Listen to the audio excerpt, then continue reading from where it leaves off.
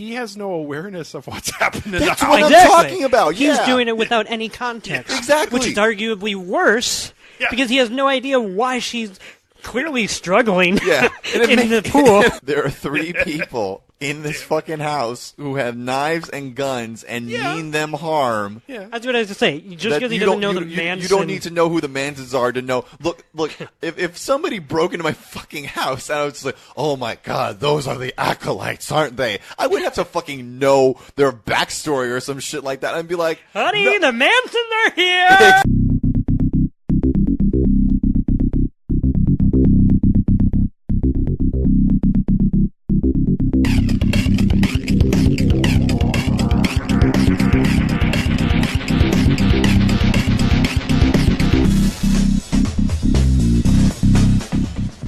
Welcome into Film Tank, the weekly podcast that covers both new and classic cinema. On this episode of Film Tank, we discussed the new Quentin Tarantino film, which is Once Upon a Time in Hollywood. If you would like to get in touch with Film Tank, you can always email us at filmtankshow@gmail.com. You can also find us on Facebook, Twitter, and Instagram at Film Tank Show. And you can listen to all of our episodes on our website, filmtankshow.com, or on iTunes. And now, here are your hosts, Nick Cheney, Toussaint Egan, and myself, Alex Diekman. Hello there, everyone, and welcome in to episode 198 of Film Tank. As always, Alex Diekman here with you, along with my usual co-host, Nick Cheney. Hey. Toussaint Egan. Hey. Hey. Okay. Hey. Okay. We're really just, running out of fun things to do, so it's just the standard. Besides this podcast, which is always fun. Maybe we should just quit before episode 200. Wow. You know what? I've always thought about that. I always thought about that. I always thought about that. As soon as we started this podcast, 199 is it. Years ago, I thought, you know what? 199. That's a good number to end off. Mind? Kind of like Quentin Tarantino ended in 10 films. He said he was stopping after 8, and here we are. Yeah. He's got the Steven Soderbergh syndrome. I actually meant 2 from now. First of all, is Kill Bill one movie or 2? Yeah, it's one movie. Who cares? According to Quentin Tarantino. It's one movie. It's fine. But he also says that he was in no way part of why Uma Thurman was hurt on set. So, can we believe everything the man says? I don't think so. Oh, shit. Oh, man. Yeah. I mean, at least he's backed away from the Harvey Weinstein thing. So he could have gone out there for his buddy. Who was it? Was it Tarantino or was it? I think it was Ben Affleck, who said, as if he thought this would make him look better. When questioned about I think it was Affleck, when questioned about the Weinstein thing, oh no, he said, which first of all, who better to give their opinion on Harvey Weinstein than Ben Affleck? But he said something like, yeah, one time I pulled him aside and I said, Harvey, you gotta fucking cut this shit out, man. As if he's talking to a toddler. Yeah, and I'm like, Okay. Let's do a play-by-play here. Let's do a play. So you knew, and you were actively complicit. And you were. Well, I was gonna say you knew before we get to that. Right. I was gonna say you knew. You were apparently, according to you, cognizant of how atrociously that behavior. The severity of that behavior. You also tried to get him to stop on his own accord, which.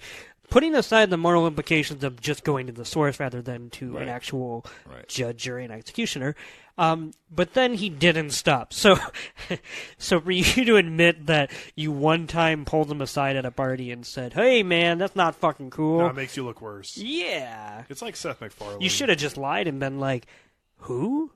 What? Who?" Seth MacFarlane did something somewhat similar. Well, he's like the whole Kevin Spacey thing. Where he's always clearly known about that. Yeah. Or if not known, he's known enough to make jokes about it repeatedly.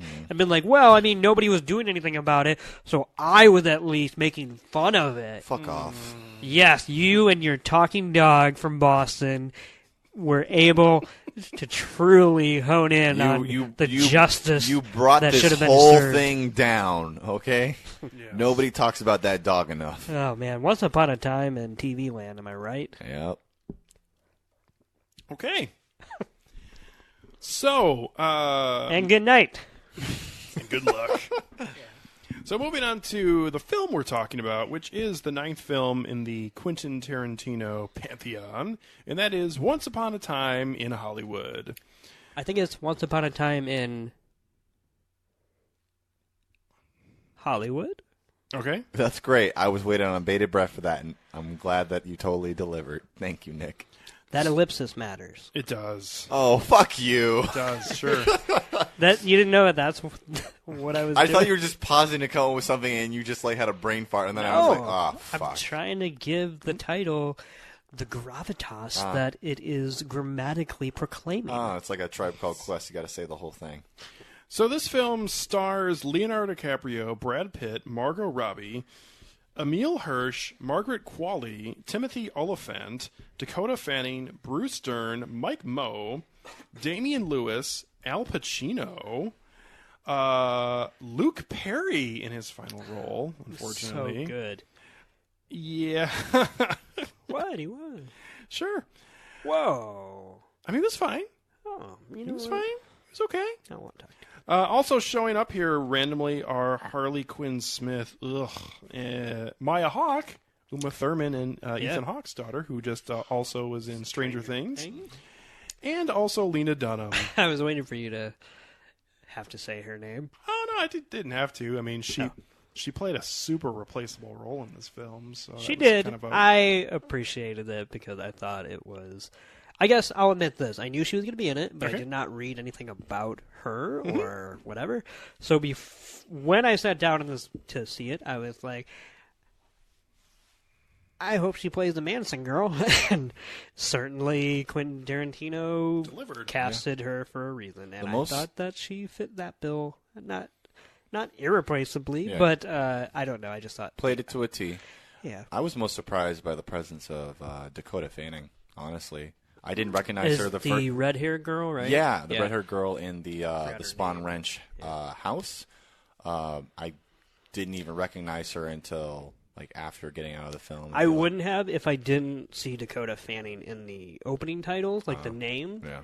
And once she showed up, that's when I started like kind of cocking my head to the side and going, "Oh wow, That's who that is. that's." I was like, because normally these days you see Elle, but not Dakota. So anyway, there she was. Yeah. So this film surrounds a faded television actor and his stunt double as they strive to achieve fame and success in the film industry during the final years of Hollywood's golden age in 1969 Los Angeles. Yeah, that's pretty much it. That's a fair.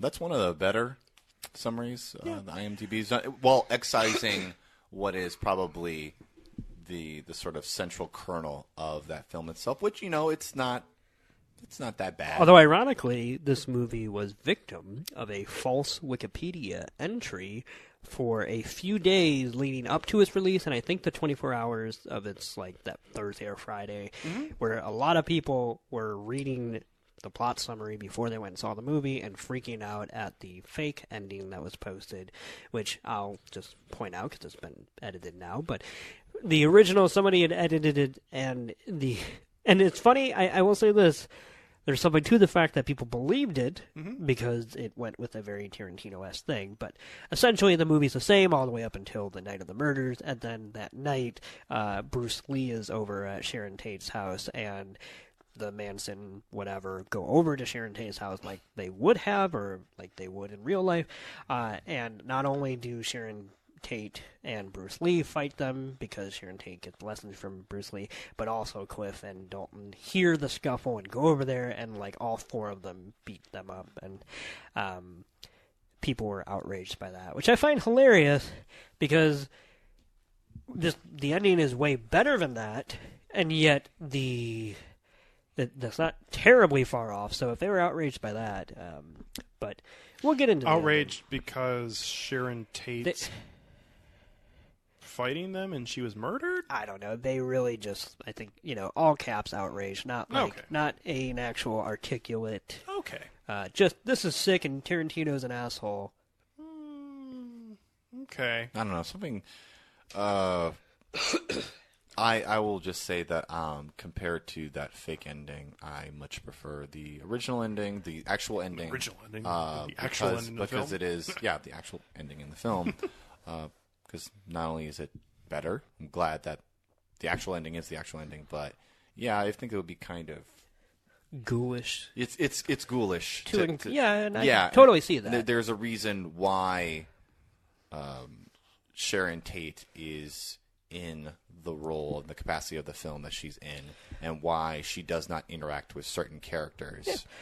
Yeah. For my money, I'll just say this: when I read people reacting to the fake Wikipedia ending, my thought was, if you are reacting like this to the fake Wikipedia ending of a movie you haven't seen, then you were technically never going to give Tarantino the benefit of the doubt. Yeah, you were just because you're so convinced in a Wikipedia plot summary than just actual either secondhand news from someone who's seen it or going to see it yourself, that this is what you think of Tarantino no matter the choices he makes, which we saw a lot of this week. Not even of people who got the ending wrong, but people who saw the movie and still basically want to cancel him or want to say that he's nothing more than a foot fetishist who has somehow risen to a national scale of filmmaking of white dude bro. It's possible that Quentin Tarantino could be a serviceable filmmaker while also a foot fetishist. I don't believe that one cancels out the other. I just really quickly, because we don't need to talk about his foot fetish, but here's the thing. Leading up to this movie, there were a lot of jokes made at the expense of his foot fetish. And, man, did most of those jokes come from the most liberal people I know, which I found interesting, because the very same people will go to bat for sex work is real work, and I agree. Yeah. And all sexual preferences and orientations and kinks, so long as they are consensual and safe, are valid, and yet Tarantino is not allowed to like feet. Like, the idea that became a running joke between a lot of people who I thought were just fucking more mature than that. It's just... Anyway. Yeah. So, anyways, I think we're all pretty big Tarantino fans here. So, Toussaint, since you are the only one who's seen the film twice out of the three of us, why don't you actually start us off? Yeah, it's really interesting. I feel like in order to sort of start my initial thoughts or my review of this film, I have to sort of prime it with back when we first heard about the news of this film coming out, and when it was announced that it was going to be, quote, Quentin Tarantino's Manson family film, I think we all remember that I was none too pleased. I was very incensed by that. Skeptical and incensed. Honestly, I was kind very incensed. I was really honestly. At one point, you said you would not see it, right? And that was before anything had got released because and like we had this back and forth and talking about it, and part of the reason with that is that Charles Manson was still alive at that time, and I thought that to me felt this feels really gross. I wasn't particularly like, all I knew is that it concerned the Manson murders and stuff, and with what I knew about the Manson murders and what I knew about him as a person, I'm just like, why would you do anything to bring this person back into the spotlight when after so many years we had already left him in the dustbin of obscurity to die in that prison cell that he deserved to die in? And that's really what sort of bothered me, not just from somebody who was offended about the murders that he helped to coerce his cult members in, but also of the avowed racial aspect of those. That is something that also sort of complicated my feelings about that. Also, that's really not commented on. I know it's not commented on at all, but also because, and this was actually confirmed, I actually looked this up after the fact, that one of the original, or at least the original release date for the film was going to be August 9th, the anniversary of the actual Tate murders themselves, which I thought that was particularly tasteless. I confirmed that. He thought better of that. He thought better of that because he actually met with Sharon Tate's sister and actually had to sit down with her and actually like told her like what he was planning to do with the actual story. And after that, she was much more agreeable. She actually like he told Polanski about it. She too. came on set for three days. She gave Margot Robbie like lent her some jewelry and some perfume, and basically gave her blessing in that sort of regard. And she was actually able to ask, like, could you please not release this on the anniversary of my sister's murder? And he acquiesced. He said, yeah, I'm going to do that. It's out of respect. He did that. So I can't. This is all circling back to say that looking back on my initial reaction now and having watched the film not just once but also twice, just because I was curious to see it again. I had a favorable enough impression that I wanted to come back and see it. Would you say you saw Twice Upon a Time in Oh, Hollywood? yes, I would. I would say Twice Upon a Time in Hollywood. I have to say that compared to my initial impression, I am surprised with, and this is where it's going to probably be very volatile, given that there's been a lot of discourse surrounding like certain historical depictions in this film. Compared to what I thought it was going to be, I am surprised with how tasteful this film is as compared to what I thought it was going to be. It is probably one of the more subdued and tasteful and sort of thoughtful considerations on this sort of subject matter that I would not have necessarily expected from Quentin Tarantino, but then knowing more about him and what his passions are as a filmmaker and what that era means to him and how Sharon Tate comes to exemplify that era, it only makes sense now that this film exists in the way that it does. And I think that it is a good film. I really enjoy it. I like the performances on part of Leonardo DiCaprio and Brad Pitt, respectively as Rick Dalton and Cliff Booth. A couple of the things that I really enjoy, like some of the quirks about it, Rick Dalton's modest stammer. That is really interesting to me. That's a really interesting character affect for him, just being like this sort of over-the-hill actor, but all the while it reminded me of him being maybe this quiet kid from Missouri who managed to make it out, quote, quote, completely changed his life, but he still has this sort of affect that is a sort of, it harkens back to like his past in that sort of way. What was the name of the girl from The Leftovers who played Pussycat? Margaret Qualley in real life? Margaret Qualley, yeah. There's one thing that she does, like it's when she's on Spawn Ranch with Cliff, and she like holds out her hand, and like Cliff holds her hand, and she does like that running in place, like sort of like rev up like a cartoon, and she just like leads him through the actual place. And then when Tex shows up and Cliff talks about how he was on a chain gang, and that's going to be the last time that he ever punches a cop in the jaw. She does this thing with Lena Dunham's character where she leans forward and she starts licking her tongue like that, and I'm just like, oh, that really revs your engine, huh? That's kind of fucked up. Yeah, that was something that was one of those other affects that I really enjoyed. There's so much that I want to talk about this film. I love the shifting aspect ratios. I loved the dialogue. One of my favorite standout performances of this film, and honestly, probably one of the standout performances, is I can't remember her name. The little girl who played. Yeah, she's. I forget her name, but I do know currently. Trudy something. Yeah, she's in a sitcom on ABC, which is actually surprisingly decent, called American Housewife, where she does really good work there. Yeah. The actress's name, or actor's Yes. name, is Julia Butters. Julia Butters, who plays Trudy Fincher, who plays Marjorie Lancer or something like that.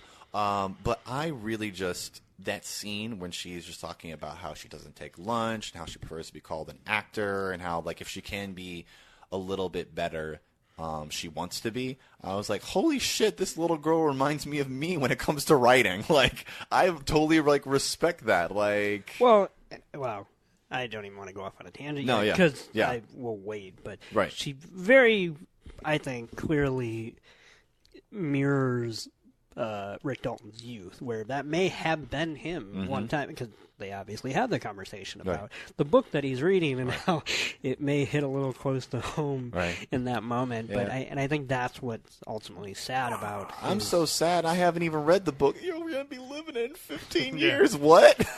I will say my memory got jogged really quickly in that scene. And this is such a small thing that I just want to mention it before I forget about it. But I actually do think that was Tarantino taking a shot at the Walt Disney Company in that scene, just really randomly. He's a once-in-a-lifetime. Yes! Once in 50 or 100 years. Oh, yeah. Yes, when he's like, I'm reading a biography about Walt Disney, and boy, he's just a one. I'm like, yeah, he's saying that all these other people who work there are shit. I actually came across like a Twitter thread that was like talking about that, and I was like, what biography could she possibly be talking about when Doesn't matter. No. I think this is actually an interesting fact that I got from this is that he died, I think, maybe like 3 years prior to that. And it's like, what could possibly be that biography? And it's like, well, this one wasn't published until this year, and this one was being worked on at that time, and other stuff like that. But then they drew the conclusion, it's like, oh, they're talking about what if this is actually a reference to a notoriously unpublished Walt Disney biography that actually interviewed other people from his family, and that actually is attributable to the fact that it's bound in sort of this black book. Yeah, that's one thing I noticed about the book was that it didn't have a cover. The era, it didn't look like a professionally published book. Yeah. It's one of those bootleg books that has been sort of passed around and had sort of a, and I guess with that actress being in the industry, maybe she had some type of proximity to be able to have that. I know that it doesn't matter. I know that it's not material, I thought that was him taking a shot at Disney after the Hateful Eight thing with The Force Awakens. I'm pretty sure. I'm pretty sure there could be that too, but I'm just knowing how deep of a cinephile I'll say Quentin to Tarantino is. Credit, since he's such a meticulous, detail-oriented person, right? One of the, I should say at least, not red flags, but just flags that there's something more to her comment is the fact that he didn't hand her a book that actually looks like a realistic book that she would have bought. Right. Yeah. So while I agree that in general I kind of pretty much side with you in that I think that's mostly a shot at Disney in the general sense, I do actually think there is a wormhole to go through and dig through as to what, because it is such a weird prop. I think it could be both. Yeah. I honestly think it could be both. I wouldn't put it past him to do that. He wanted to do it for this reason, but he was going to make it count. Right, exactly. And try not to circle the drain and repeat myself on this, and try not to be preemptive in sort of the appraisal of the final scene. Can I talk about the final scene, or do you want to wait until after we've all had our? Why don't we? I feel like that's going to be a big. Why don't we? Otherwise, because I feel like we'll talk about the final scene 3 times. Yeah, exactly. Why don't we all give our thoughts? Yeah. And then we'll start by talking about the final scene. Boom. I think that it is a very good film. I've been thinking about it ever since I watched it the first time, and so much so that I wanted to see it a second time. And I honestly believe that my initial rating might hover a little bit higher than I even thought. And I was like, so, yeah. So those are my initial impressions. Who wants to go next? I'll take the baton here. Yeah, go for it. Overall, when I walked out of the theater, I was a little lower on this film than I thought I was going to be. Yeah. But after an evening to collect my thoughts, I raised my rating slightly, and I have a pretty good feeling that I'll raise it another half star after I see it a second time, which I have not gotten the chance to yet. I've pretty much decided that he's just the kind of director, at least for me, that I can't give a real solid opinion on one viewing just because of the way his films play out. Right. So tried to see it a second time this week, didn't work out, totally fine. At the same time, though, I was a little down on this walking out of the theater. I think mostly because I think from start to finish, this did not have the same kind of visceral moments that a lot of his other films have had. Even if there obviously is violence throughout and heavy dialogue throughout the film. This film did not feature, the amount of scenes that you would see in something like Django Unchained or Pulp Fiction or even something like Death Proof or something like that. Like there's a lot of slower scenes, and this is a lot more calculated, and at the same time, I think this is a lot more about the content than about his method that he's had throughout his career. But the more I thought about this film and the more I think about this film, I just think it's overall a really solid film, even if it's not my favorite of his. From start to finish, he's just so fantastic at planting these characters at very specific moments when you meet them as the audience, and having small little character details slowly slip out throughout the entirety of the film. And then at the end, they almost always all come back to matter in some fashion. Yeah. Or you as the viewer place importance on them, even if it's something different than the person sitting next to you. There's something there for you to take a certain way. And, I mean, in terms of writing, I'm not saying like he's the best writer of all time or anything like that, but he certainly is super comfortable in his style and what he wants to do with his projects, even if they are different, obviously, from project to project.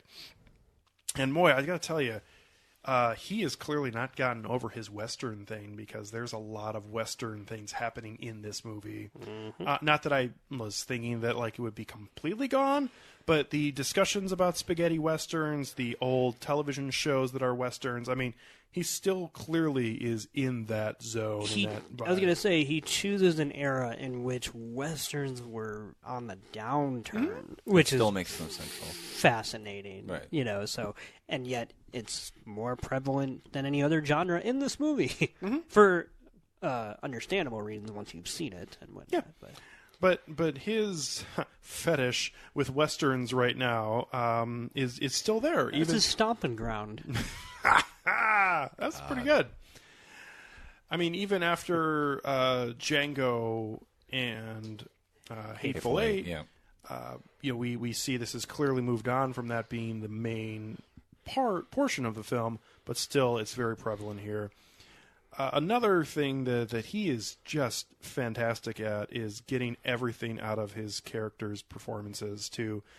I mean, even if he usually does hire the right actor for the role, but even when it's like maybe somebody who he wasn't his first choice necessarily or whatever, like he gets exactly the performance that he wants out of these people, and it's just great because, like, I can't remember, I think it was a coworker was talking to me about how Brad Pitt's career has been pretty much non-existent since Inglourious Bastards.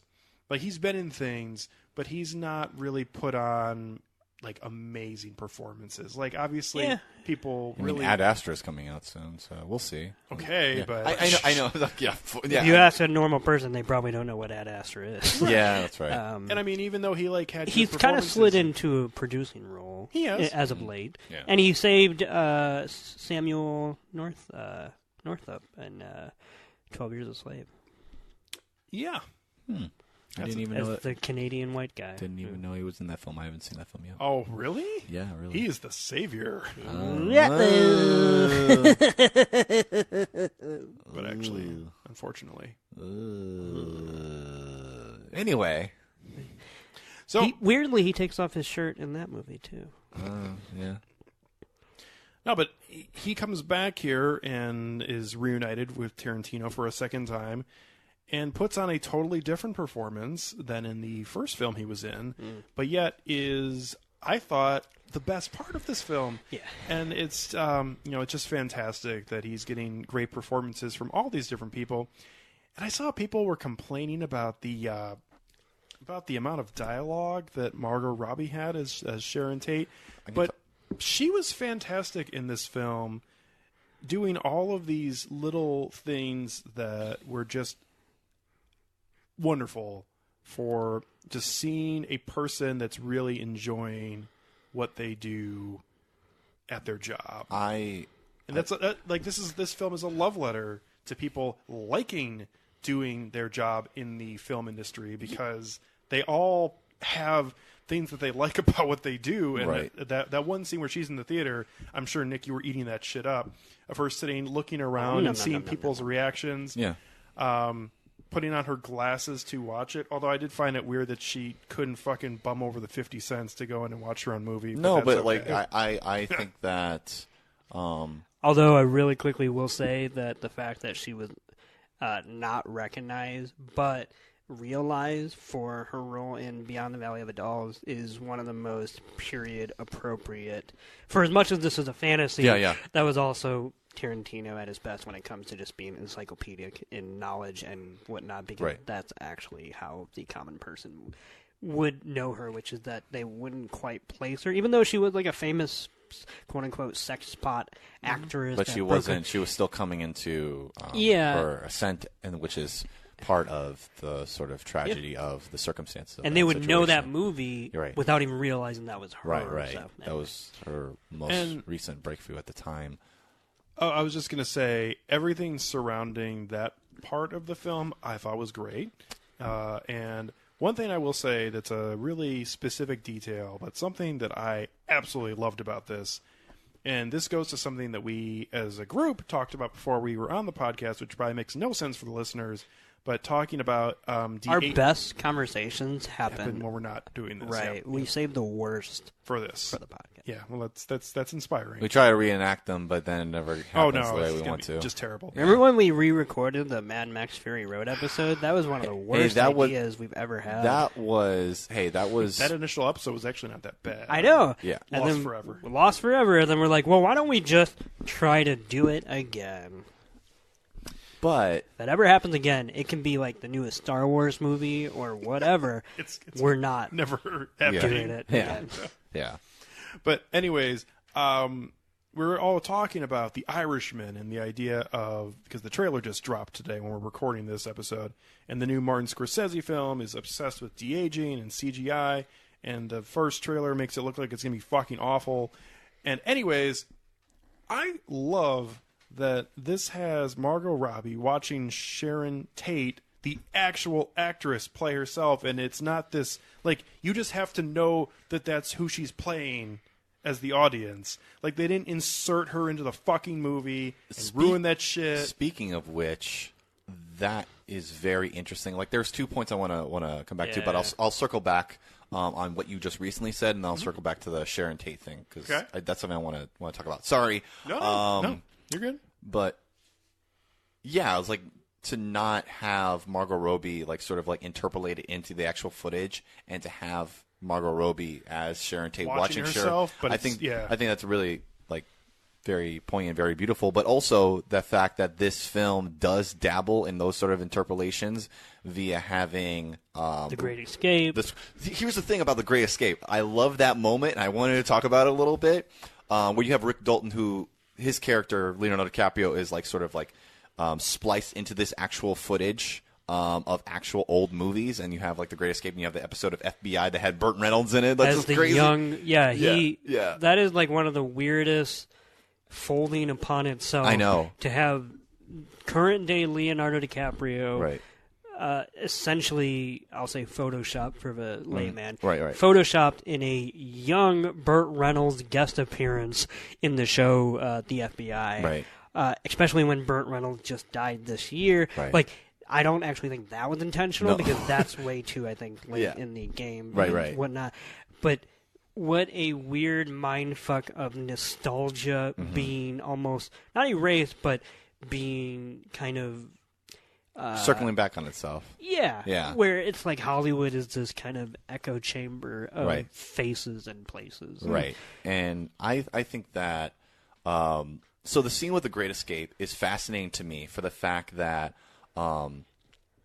it happens after Rick has basically gotten to his whole cowboy like heavy sort of suit, right? And he's like talking with like the main actor who's James Stacey, played by Timothy Olyphant. tamed by Timothy Olyphant, and they're just like, talking the shit. It's like, I almost got the role in 14 Fists of McCluskey and stuff. Like, yeah, I was like, but you did great. And it's like, oh, I heard a rumor that you were gonna be in The Great Escape. And like, bong. And I was like, well, actually, I never even tested for it, anything like that. And then it shows the footage, and I'm trying to square that, and I was like, wait a minute, I know what this is.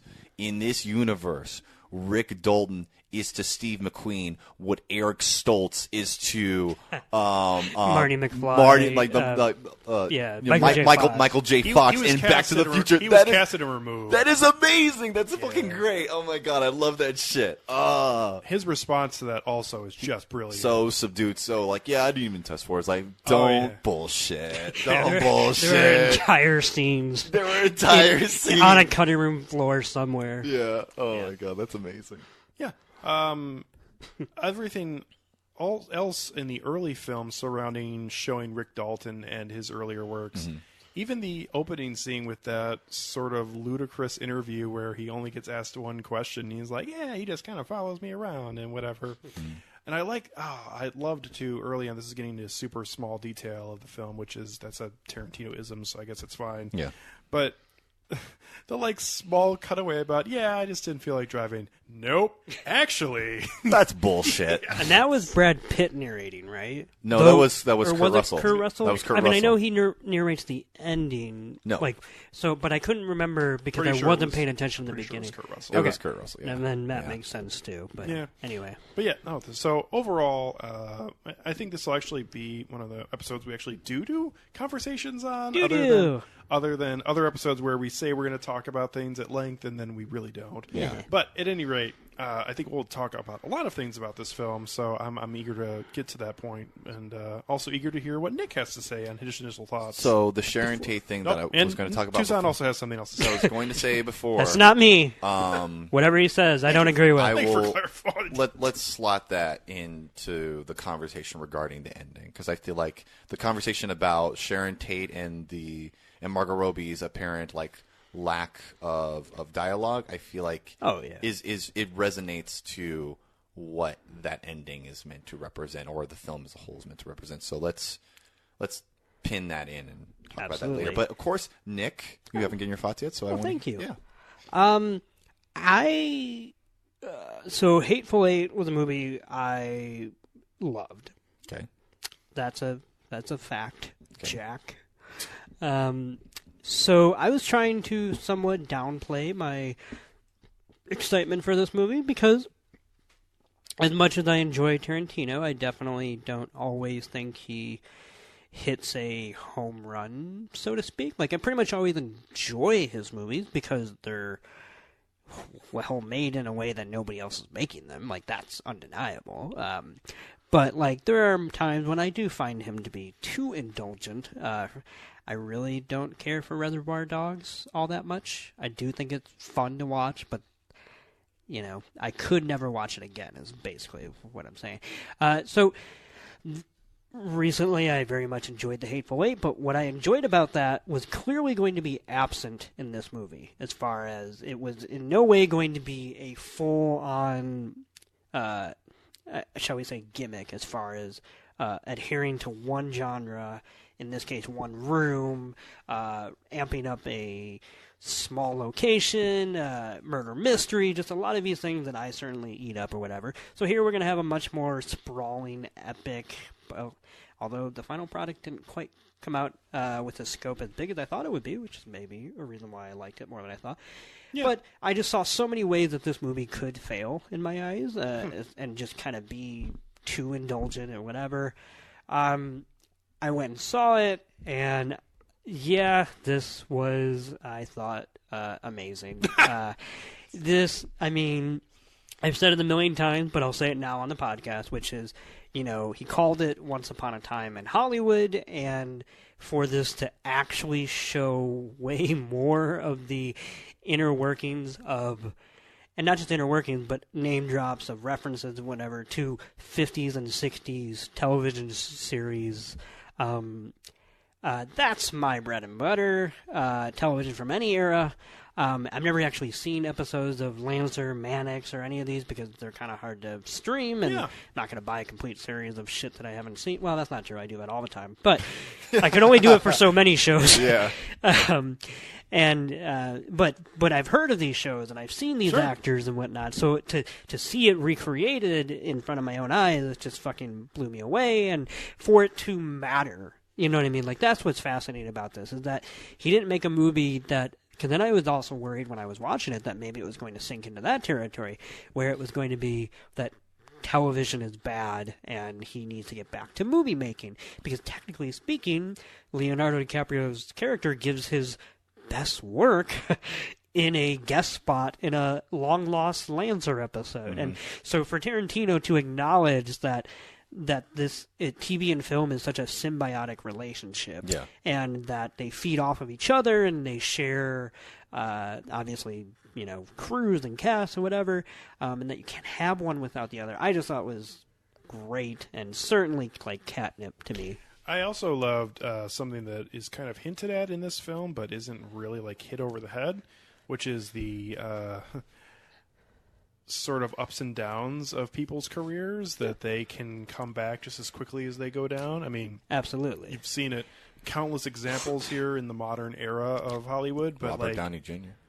Well, Robert Downey Jr., Keanu Reeves has gone up and down multiple times. Yeah, like it's just, and that's certainly something that. But I think it's certainly clear, especially in the early part of this film, that this era perceived the idea that once you headed down, you were fucked. Yeah. And obviously, as time has progressed, that is just not the case. No, and the 60s, at least in my opinion, as a very uneducated historian of the televisual arts, but from my knowledge, the 60s was truly a booming time in which so many different avenues were created. And, the studios still existed, but they existed on such a broad scale that you could go overseas and make an Italian Western, and as we know Clint Eastwood did, and truly revitalize an entire career to where you become an American icon in a way you never were. And it could go backwards or forwards, whether you did that to TV or from TV and whatnot. So, this is such a fruitful period for that, obviously. And so it's just, I was glad that this movie got to play in that playground for a little while. Performances across the board I thought were fantastic, obviously. Leo, I just still think is never going to be one of my favorite actors, but he's definitely one of the most engaging actors, and that I always want to watch what he's doing at every given moment, because he makes some weird choices that I would say, for the most part, always work. But I just can't quite get a read on him as an actor. Like, even somebody who might give more celebrated performances, and for good reason, like a Daniel Day-Lewis, I feel like I expect what Daniel Day-Lewis does in a performance when I go see his performance, even if his characters are so wildly different or whatever. I expect him to get lost in the role, whatever. But Leo does this thing where he's still kind of, in my opinion, a kind of bachelor actor, where he's not playing the biggest range of, like, this character is, yay, and this character is net, whatever.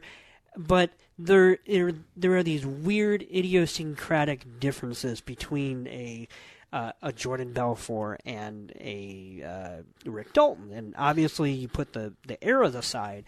I just mean in the way that, in a lot of ways, Rick Dalton is kind of a dude bro and lives in excess, and yet he's so much more of a dork in this movie than he would be in The Wolf of Wall Street, and yet he doesn't do it with glasses or with, like all the signposts and signifiers that most actors would lean on. And Toussaint touched on it earlier with, like, the stammer and just the way he exuded, I think, a lack of self-confidence in spite of the talent that he may or may not have at any given moment. He seems like he is arrested in his emotional development, in that he is a perma-bachelor, even to the point of, after having been married, he's still on his bullshit. Well, and I think that's actually one of the funnier jokes in the movie, is that, like, he's a perma-bachelor, which is exactly why he would get married on vacation, basically. Yeah. You know what I mean? Like, it's it doesn't count because I'm on vacation. Hey, let's get wild. And even when,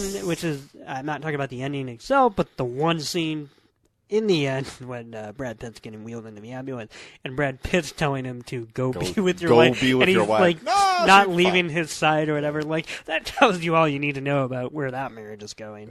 Yeah. Especially considering the first night at home that Lord, they have. that poor woman. Yeah. That poor woman. But performances That poor woman. performances across the board in this movie are fantastic, and I will say that this is probably my favorite Brad Pitt role in such a long time. I mean, he's given phenomenal performances before, but I haven't seen something like this that he's done in at least a decade, if not much more. For me, I was gonna say I'm willing to be.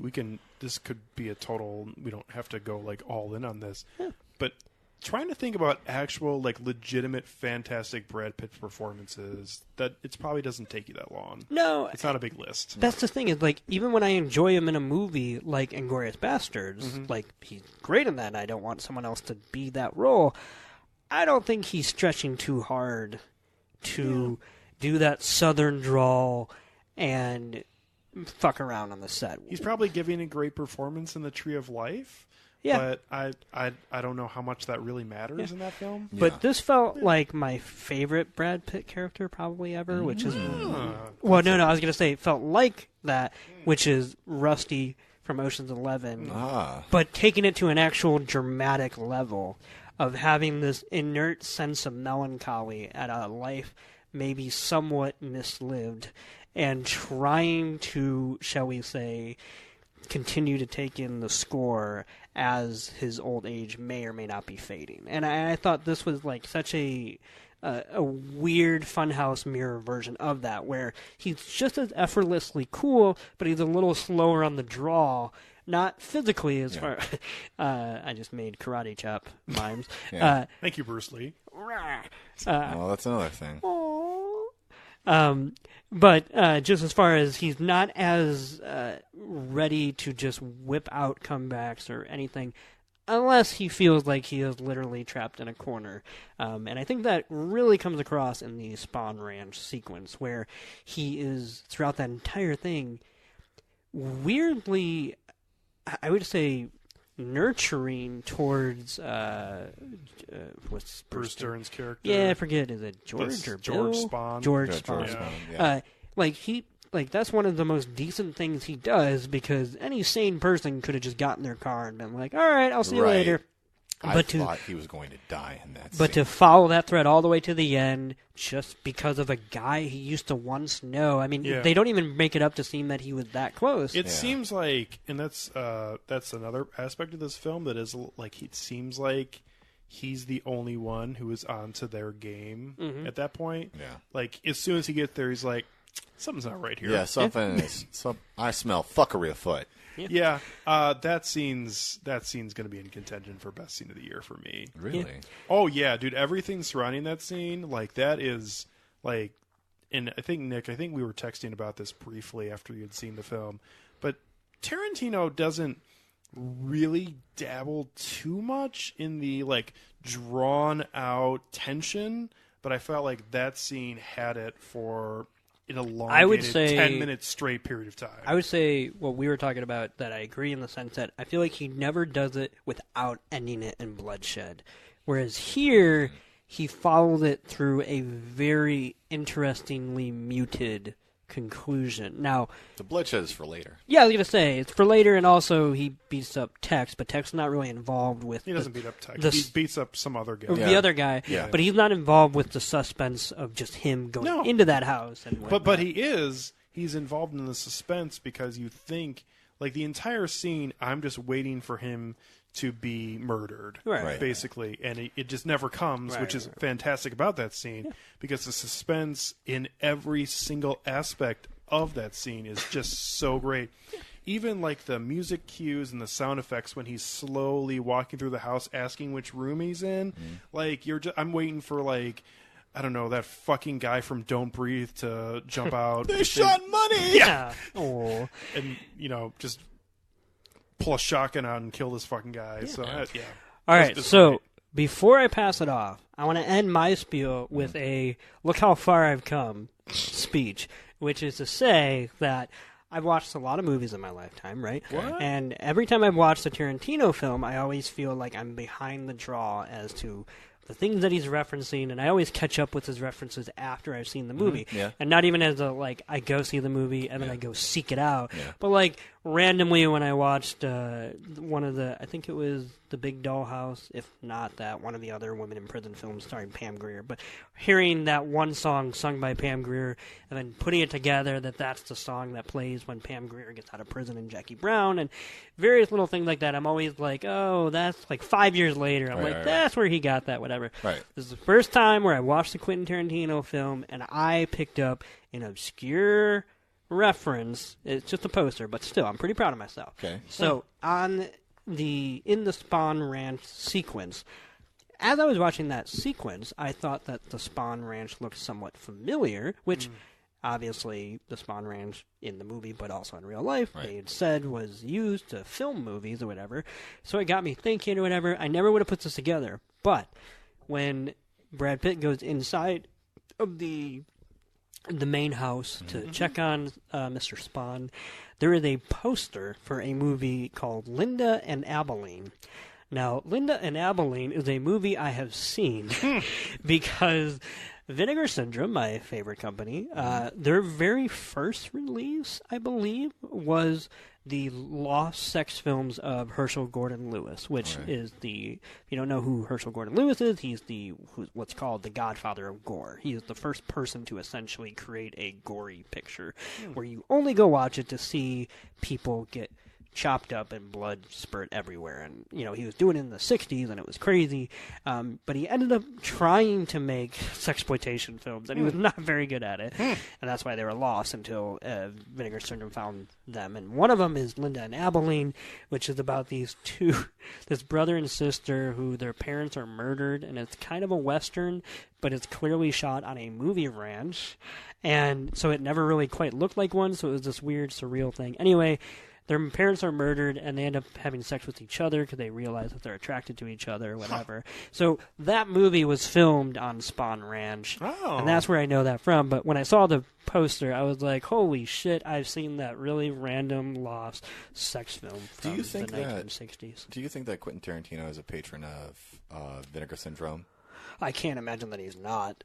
If not, I don't even know that he's a patron of the films. I was going to say, I don't even know that he need to be, in the sense that I'm pretty sure he's seen a good portion of what they put out, even before they put out. Whereas I'm like, they put it out, and I'm like, oh, I'll watch this and whatnot. Whereas it's finally accessible to people who may have common folk who have Blu-ray players instead of Betamax players and shit like that. Like now they have the means to. I'm sure he loves what they're doing in general for preserving. Right. So anyway, I have seen that lovely sexploitation film that is not very good about incest between a brother and sister. Yeah. That was shot on the Spawn Ranch. There you go. It all ties together, kind of. Yeah. Let's talk about the ending. Okay. Not sex, like Salt and Pepper would say. Thank you for that. So, Toussaint, you were kind of brimming, wanting to give some thoughts about the ending. So why don't you start us off? When we'll just talk. What? Should we relate the events of the ending, or should we just talk about our impressions of it? I guess we could say a little 1 to 2, 3 sentences. That's fine. Just in case someone, for some weird reason, is adamant about not seeing it. But and just to give an overall recap for anyone who hasn't seen the film or hasn't seen the film recently, it's a extraordinarily Quentin Tarantino ending where basically the murders are about to happen, but the people from the Manson family are basically pulled aside because Rick Dalton yells at them for being worthless fucking piece of shit hippies. Yeah. They then redirect their sort of animosity, they decide their animus towards him. They're going to still go kill everyone who lives at the Tate household. But they're going to kill them first. But they're going to kill them first. And ultimately, it goes terribly for the Manson family murderers as they are very brutally murdered by everybody, basically, and everybody gets their own kill, I think, for the most part, at the Rick Dalton household, including the dog Brandy. Oh, yeah, absolutely, the dog. And by the way, that's how you do gruesome dog mauling. Oh, yeah. that John Wick shit looks really bad now. Yeah, So, it does. yeah. So, anyways, that's basically what happens, and there's some good callbacks and good character details in here, and we haven't even hit on the stuff about Brad Pitt yet and his feelings towards women. So, Yeah. we'll get there. But go ahead, Toussaint. So that was a great recap. Thank you. I appreciate it. My initial first reactions to the ending when I first saw it were that it was so comical. It was so comical. It was so over the top in its viscerality that it seemed to probe or almost tear at the fabric of the fourth wall, in that these cult members being dispatched in such a way feels like vicarious retributive violence on part of Quentin Tarantino for the fact that these people in our history, in our real world, are responsible for not only the killing of a notable actress and many other innocent lives and her unborn child. In one of the most gruesome acts of targeted mass killing, of indiscriminate mass killing, at least for the era, respective to that era. And also, too, I'm not really up on everything about the Manson family murders, but this film makes it seem like it is just a complete accident that they kill Sharon Tate. That they only go there because they knew the person who previously lived at that house. Right. And that is really, I am pretty sure, that's the only reason why everything got blown up on them, because they killed someone of high importance. Well, there are some scenes, just to sort of finish my thought, that it's not it's okay. It's not just because they killed Sharon Tate, but also what Sharon Tate, in effect, represents about that era in comparison to her actions across the film versus the actions of like what we see of the Manson family and what they do in that sort of respect. Like, so this is all sort of like coming back to the question of whether or not Margot Robbie has been robbed of lines as a character. Should she have been given more lines? And I actually read a Time magazine interview with Quentin Tarantino about this film. And he's like, I could have honestly, if I wanted to, I could have made Sharon Tate more of a central character in that she would like be propelling the plot. And I'm just like, no, she is the plot. This is the whole thing. It's like the entire like universe of this film orbits around the sun that is Sharon Tate, and it's all about just showing her being able to do something that in our world she never got to do, which is just live her life, being able to just go see one of her movies, being able to just go pick up a book for her husband, being able to pick up a hitchhiker and drive them and give them to where they need to go, and actually genuinely getting to know them and hug them and wish them well. She embodies in some respects the best of that era before those instincts and those sensibilities were then co-opted either by corporate interests or corrupted by bad actors like Manson, people who basically cultivated their own sort of cult status and used the whole Summer of Love vibe and basically to inject themselves into susceptible to molding people who are susceptible, who are looking honestly for an alternative to the sort of barbarity and the sort of uncertainty and the seismic cultural shifts that were going on at the time, whether it be through the civil rights movement, whether it be through the escalating stakes of Vietnam, whether it be at least for that time when the film was happening, the recent election of Richard Nixon. It was like those things that were going on at that time. She embodies something that it's not a mistake that when people talk about the 60s, they're talking about the late 60s a lot of the time,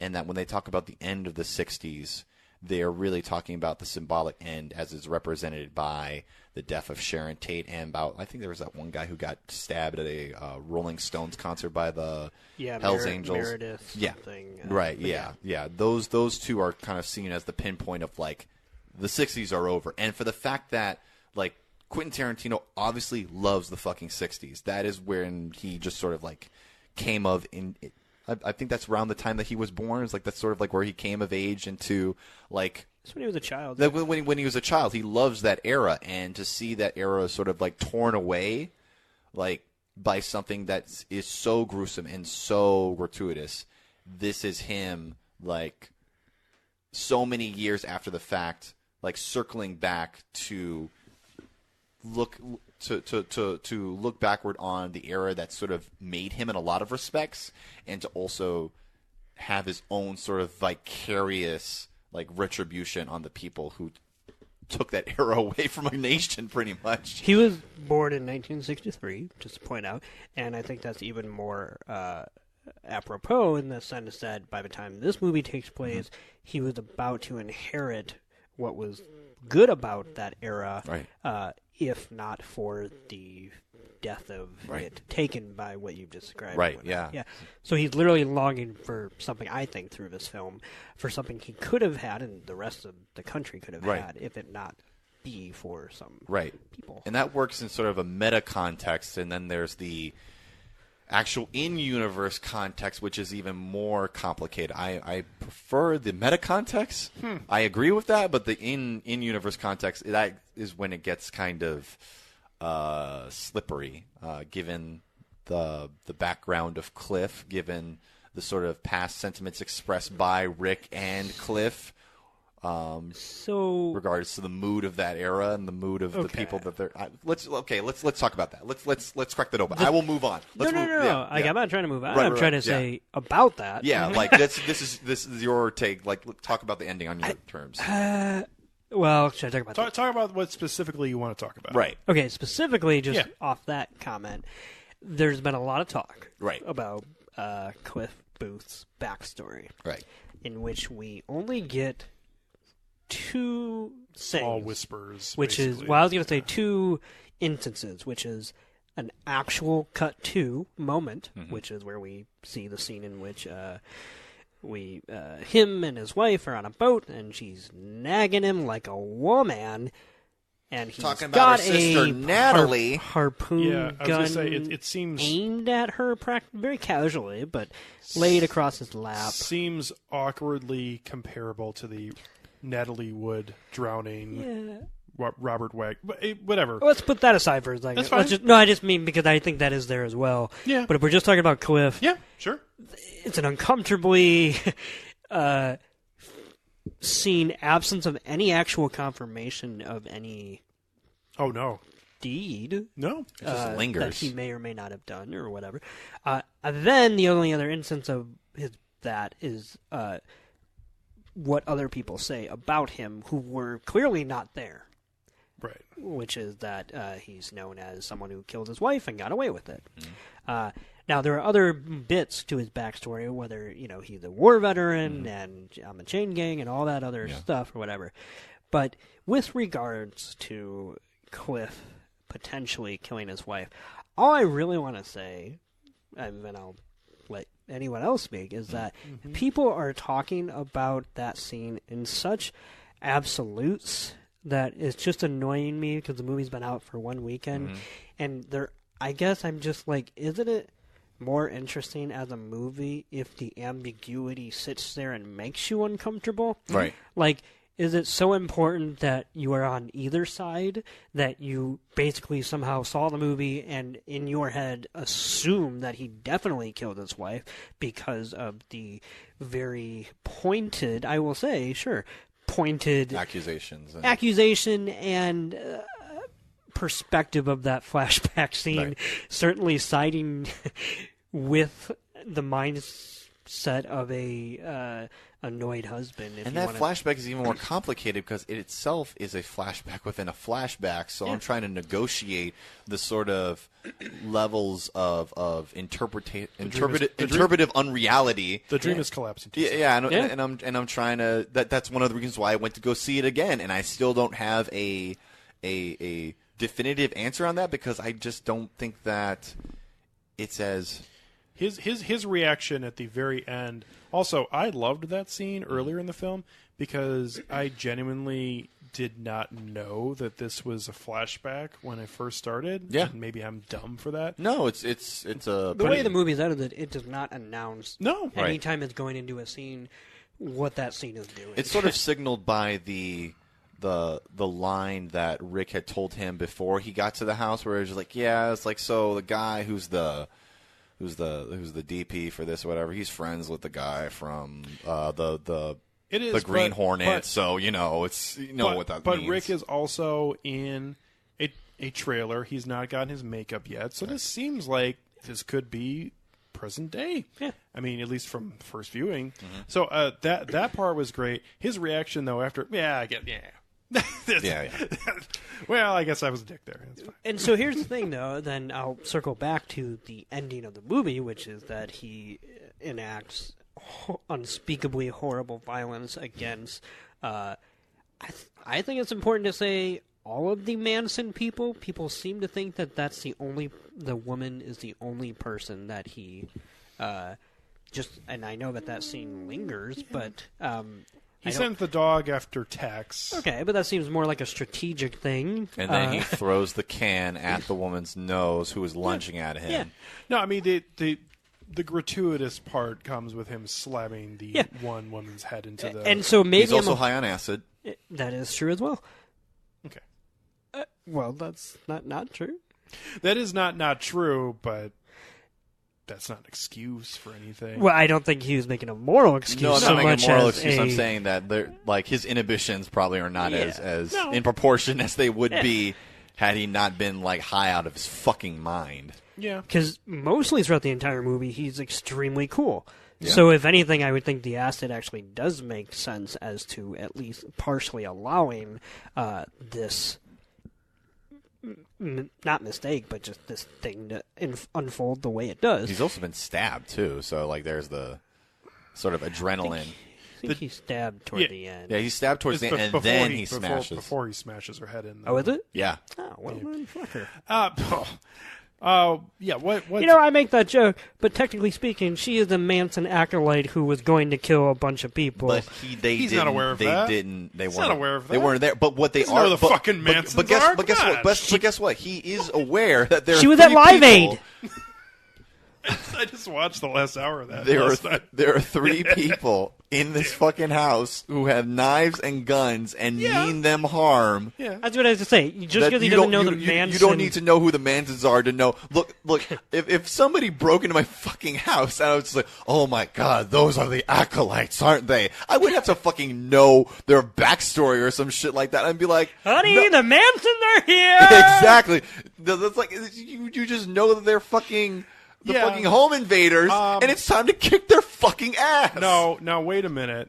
I think I will say I'm not disagreeing with you because you are right, but I will say as soon as he remembers who they are, I think he discredits them a bit. Oh yeah, no, I mean for sure. I'm saying you were riding on a horsey. There's and it's like, I'm the devil, I'm here to do the devil's business. And it's like, nah, it was stupider than that. It was like Rex or some shit. And that was an actual line that person said. And it's like, that's another extra fuck you to the memory of that caricature. No, I'm joking, but I genuinely do agree that there's an uncomfortable reality present in that scene in which you can't quite tell how much he's enjoying it versus how much he's doing it out of survival instinct. Mm-hmm. And personally, I don't think that there is a crystal clear interpretation that leans to one side or the other. Yeah. No, I will say I think it does pick a lane a bit on him as a character in terms of his actual to his bones feelings about women. And I'm not saying that is definitively sane, he but threw Bruce Lee into a car Okay. for being a friendly competition. I mean, I don't know. I just thought he has a repressed. Okay. He goes out of his way not to have sex with a minor. I mean, I don't know. I just think this character is way more complex. I'm in agreement with you, Okay. Nick. And I actually thought he was the best part of the film, and I actually think that Brad Pitt is delivering a great performance. My reading of the entire situation is, I think he's a more interesting character if he does hate women, and I don't necessarily think that's a good or a bad thing, but I think it makes him appear like he does have more personality than he is showing throughout the entirety of the film, even if it is a bad thing. And also, too, I mean, the idea of that just slipping out there at the end when, yes, he is in a situation where this person was trying to kill him so he can do what... But Well, here's what I'll say. he gets a little extra. Okay, here's what I'll say really quickly. And I don't even know that I subscribe to this ending or this interpretation of the ending. But it is something that flashed up in my mind for a second as a, am I allowed to say it out loud? Mm-hmm. So I'm gonna. Okay. Is there a reality in which Brad Pitt did not kill his wife? Sure. In this movie. Like, Yeah. there was some weird tragic accident, freak right. accident. Maybe he was careless or something like that, but that he is not a stone-cold murderer who basically enacted something to make it look like an accident and then got away with it. And if that is true, then could he have essentially been sidelined from that moment on as a stunt person? Absolutely. Because of the rumors, and obviously his relation to, I think, Rick kept him relevant in some respect against the grain and obviously against the... There's a reason why he's putting up with all this, like, driving him around shit. Yeah. And so the point is that if that's the case, then when we get to the ending and he's high out of his mind, is there any chance that a part of him has been told for the last, years or whatever? Oh, you're a killer. And so now he's like so far gone mentally, because I would say of the drugs, and because of this fucked up situation, that he's just living the role that he has been prescribed, which is something that a lot of characters are kind of doing in this movie. I mean, all I'm asking is that, is there a possibility that that's an interpretation? I think that's a possibility. That's interpretation. I don't subscribe to that interpretation, but And I I don't see. know that I see where either. you're where. But it's kind with of a you laying it out like that, Schrodinger's cat thing, where Right. the fact that like is even in existence and it's hanging there is mostly what I love about the ending and the character in general. Is that I don't think Brad Pitt, personally, I think maybe Tarantino maybe wrote it one way or the other, but I think the genius of Brad Pitt's performance is that I think personally he played it on a line where all of this exists at the same time. Yeah. Okay. I feel like I have a different interpretation of but that's what I mentioned when my initial thoughts. I think that is one of the great things about Tarantino is he delivers all these small character traits that any person could tease out when they are trying to have a opinion about his film. So, I mean, it's there for you, but it obviously is super ambiguous about everything regarding it. I just feel like it's pretty clear to me, but that's okay. That doesn't necessarily mean that I'm right or necessarily wrong. So, thanks. That was a joke. Thanks for that, bud. One of my favorite parts about this film, specifically in the theater, and maybe see, that's the thing that's fucked up about this film. It's the Manson family, so no one really gives a shit what happens to them. So that's another genius moment from Tarantino, who's done this multiple times now throughout his career. But I was like sitting and obviously enjoying what was transpiring in the final scene, as I, like most other Tarantino viewers, was patiently waiting for the extraordinary violence that was going to occur at some point throughout the film, and it had finally arrived at the end of this film, and I was sitting and enjoying it very nicely. And then Rick Dalton just strolls into the shed, gets out the flamethrower and proceeds to burn that woman to a fucking Chekhov's, crisp. Chekhov's flamethrower, man. Yeah, I mean, Which, in some ways, in my opinion, is even more violent and unnecessary than anything Cliff Booth does. Because by the time she's in that pool, he could have just gotten out of the pool. Yeah. And called after... And called it a day. And called after Cliff or some shit like that. But no, he was like, oh, God damn it, I'm gonna fucking get my fucking flamethrower. I mean... The other thing that's fucked up about that, and to your point, even though I obviously don't feel the same way about the character, but to your point... That's what I'm talking about, these fourth wall breaking things that are going on here. It feels implausible that it's so extreme like this, but then considering that within the universe context... Sorry, continue. He has no awareness of what's happening. That's what I'm talking about. He's doing it without any context. Yeah, exactly. Which is arguably worse because he has no idea why she's clearly struggling in the pool. It makes sense maybe in a meta context. I'll say this. I have a pool context. I don't want to brag, but I have a pool in my backyard. Okay. Well, I just wanted Let him finish. We both know this. I thought weird if I just be like, I have a pool. But here's the thing, though. I, too, have a pool. Here's the thing. If, God forbid, a woman ever ran out of my back door and jumped into the pool, clearly covered in blood and viscera and whatever, I don't think any amount of cutlery that she could or could not be holding, which in this case is one little knife and one gun that she fires off in the fucking air like fucking Yosemite Sam. I would honestly probably only see that as a call for help, and maybe that's because I'm stupid. And the last thing I would do would probably be go into my garage, grab a flamethrower, and just make sure that they're fucking dead before I call the cops. I just don't know that. Holy shit! When my parents signed the contract to put the in-ground pool in, we signed the clause, and it said, should any stragglers find their way into this lovely swimming hole, suburban pool, we owe it to them. To get them out. To not burn them to death. To not immolate them. No, but that's honestly what makes that scene fucking hysterical, but also kind of frightening.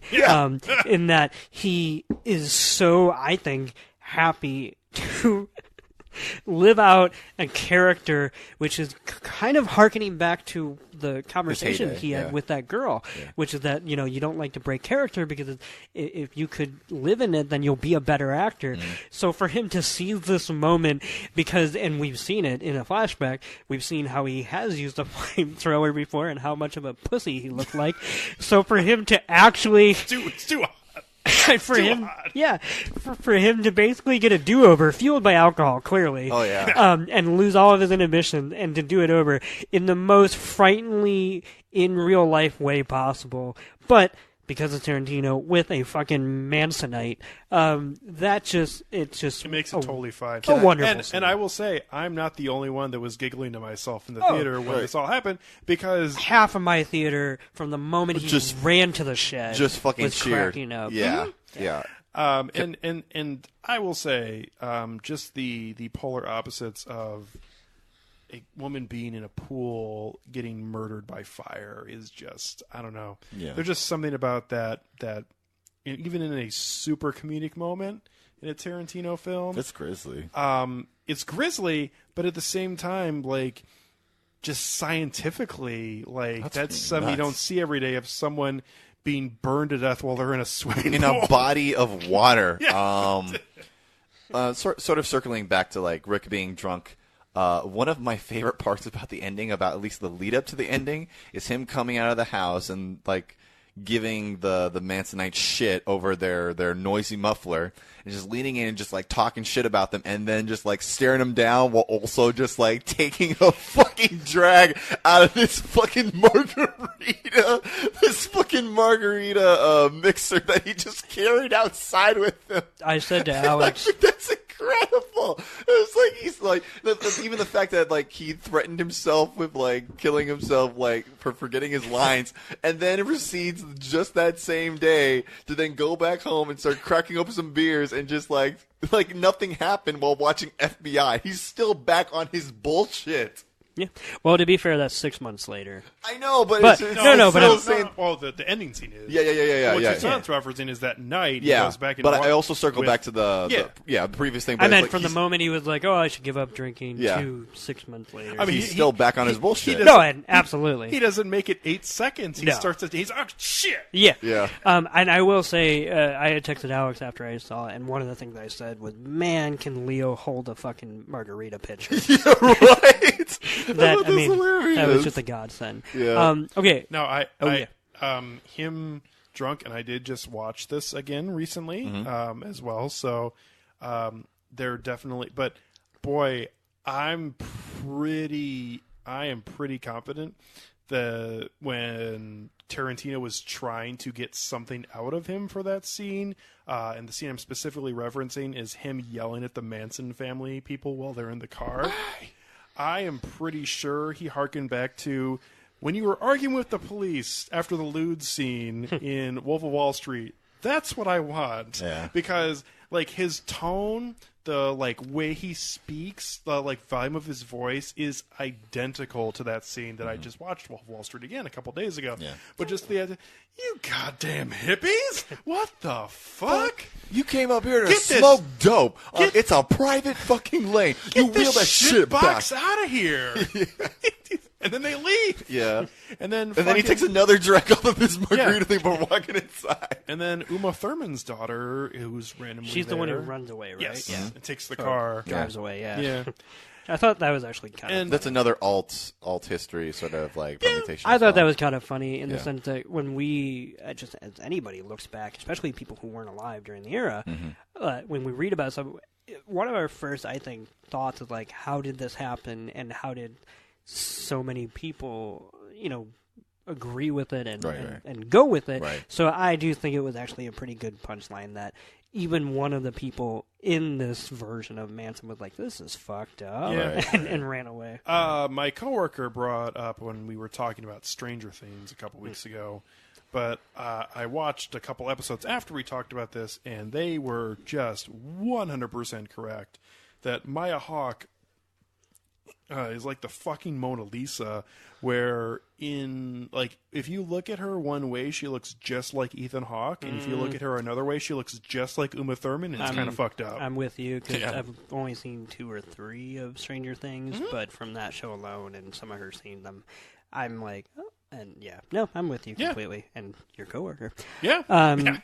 Okay, so let's talk about the ending with regards to Sharon Tate.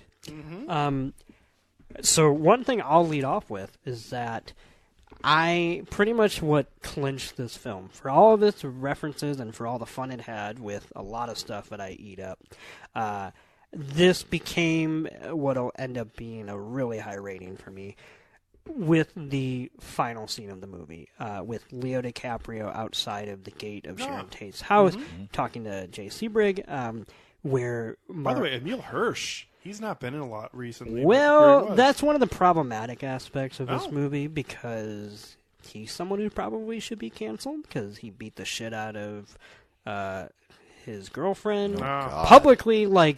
Is not a rumor. Yeah. He was charged for it, and I think even I can't remember if it was him. Who does Emil Hirsch play as?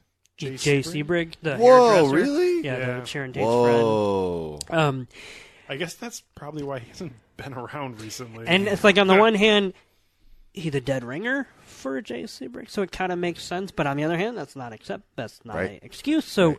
if he was recasted, I would totally be fine. Especially because they didn't bring anything to it that was I was like gonna say, if they would like brought, Brad Pitt or if they would have somebody brought in did. Eric Stoltz, it would have been totally fine. What was?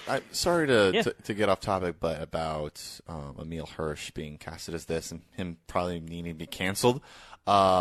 It reminds me of this one director. I can't remember who it was, but it was in regards to what the fuck is his name? Guy who was on Nate House. Parker? No, guy who's on House of Cards. Kevin Guy- Spacey? Hugh Yeah, Laurie? Kevin Spacey. Hugh Laurie. And somebody. And House. House. Dot of cards.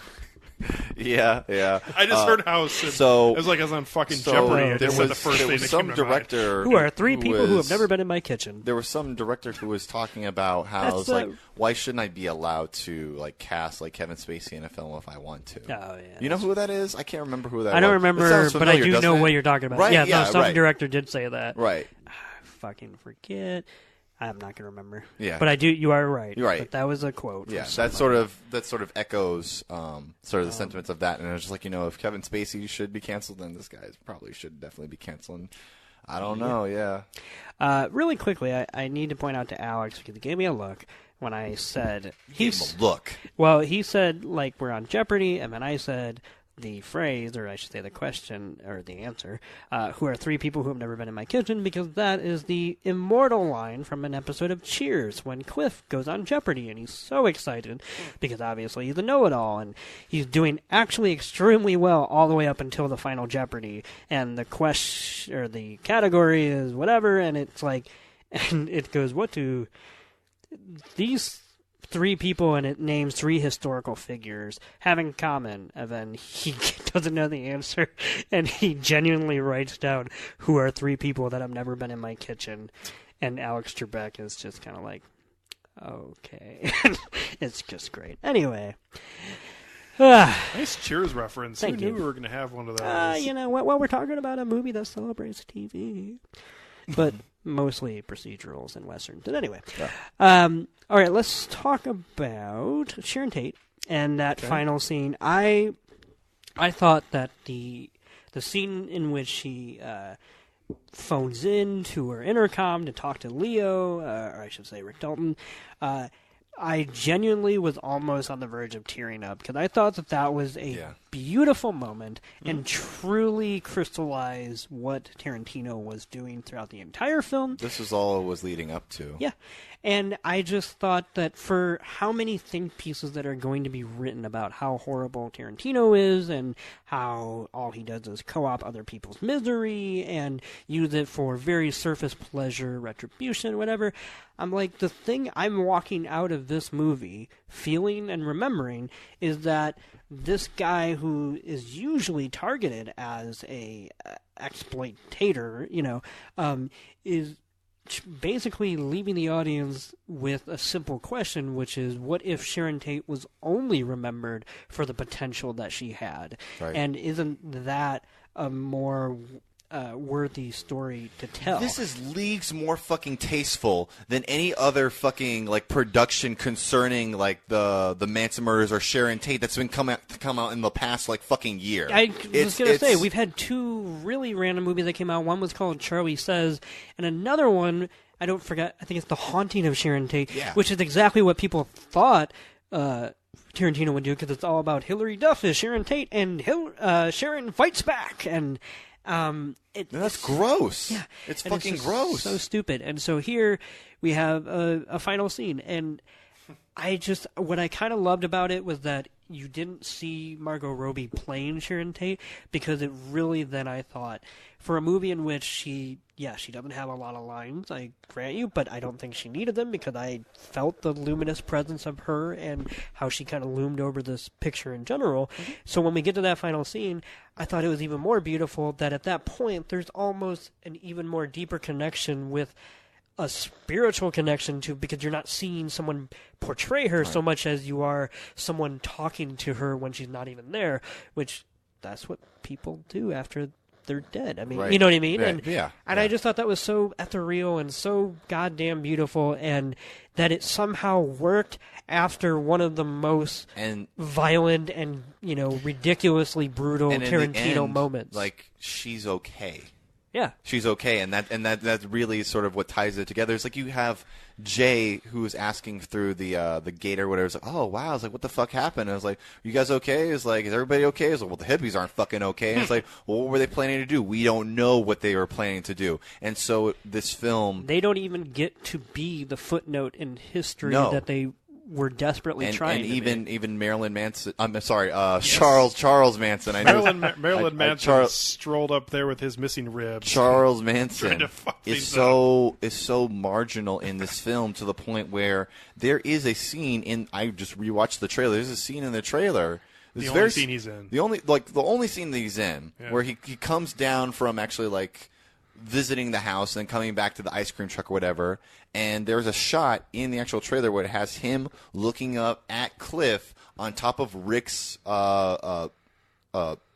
roof fixing the antenna, and he waves, and that is usually that scene doesn't even exist, and really the only time that you see his face is when he's just like doing this whole circular motion, is like just looking around like, it's like it's not even. That's when they were like scoping out the street, right? Yeah, well, when he went up to ask if Terry was there or some shit like that. Yeah. Like that's the only full profile that we have of this guy. He has no other fucking real presence in this, and I feel like that's deliberate in the sense that what we're talking about, how their footnote is totally excised. Like he is.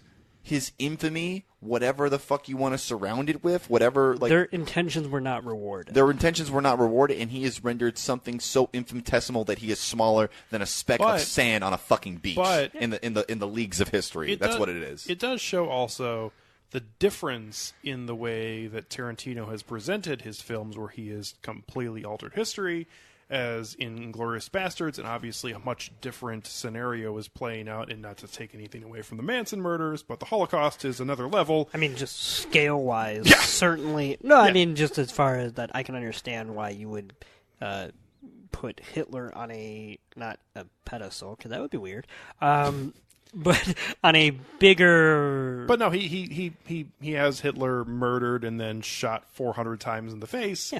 In that film, and here he goes a completely opposite direction, where Charles Manson is completely just disregarded as a non-entity, as he is basically nothing. He is someone who corrupted women and other people, and he's lower than nothing.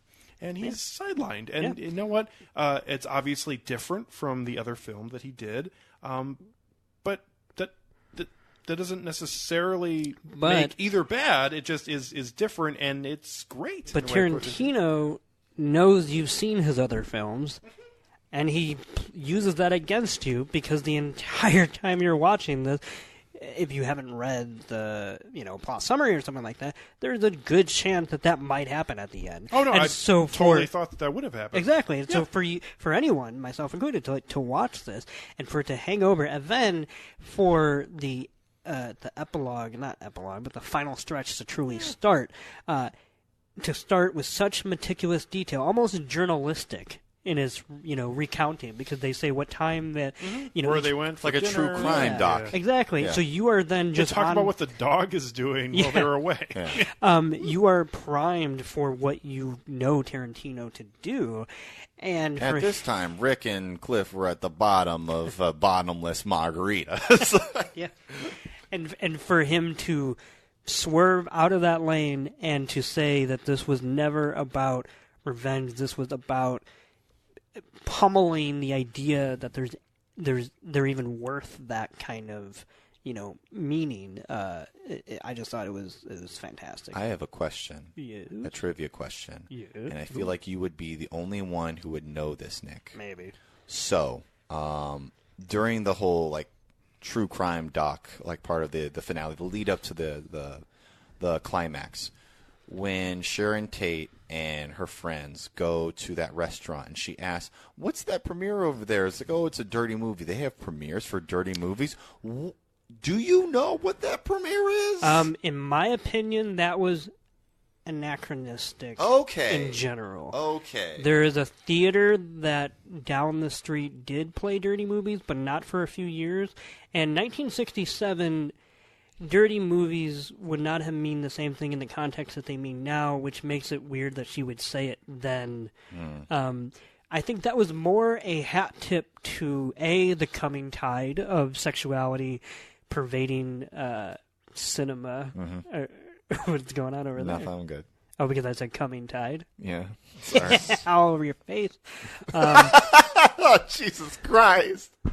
Yeah, you're welcome. I think that was more of a indicator of that, paired with the fact that Sharon Tate herself, had she stayed a movie, I don't think she would have done pornography, but sexploitation, unfortunately, was probably her avenue if history of what she had been accepted as continue to pay. Because unfortunately, like, even in one of her obituaries, I think it was either Time or New York Times, like, called her a sex pot in, like, the headline, as if that's all she was, which is, unfortunate and whatnot. So I think that was more of a call to what would happen in the future than it was as to anything that was happening then, because there's definitely reducing women only to their sexuality. Yeah, there's definitely no notable sex film that someone would have reasonably been able to point out. So I think that was anachronistic in general. But there was a dirty movie theater on that strip basically about 2 to 3 years later. Okay. So I think it was just a nice little alt history marriage of so. Cool. No, I did like that swerve in line of dialogue too when they were walking up there. That was pretty great. So 2 things I will say.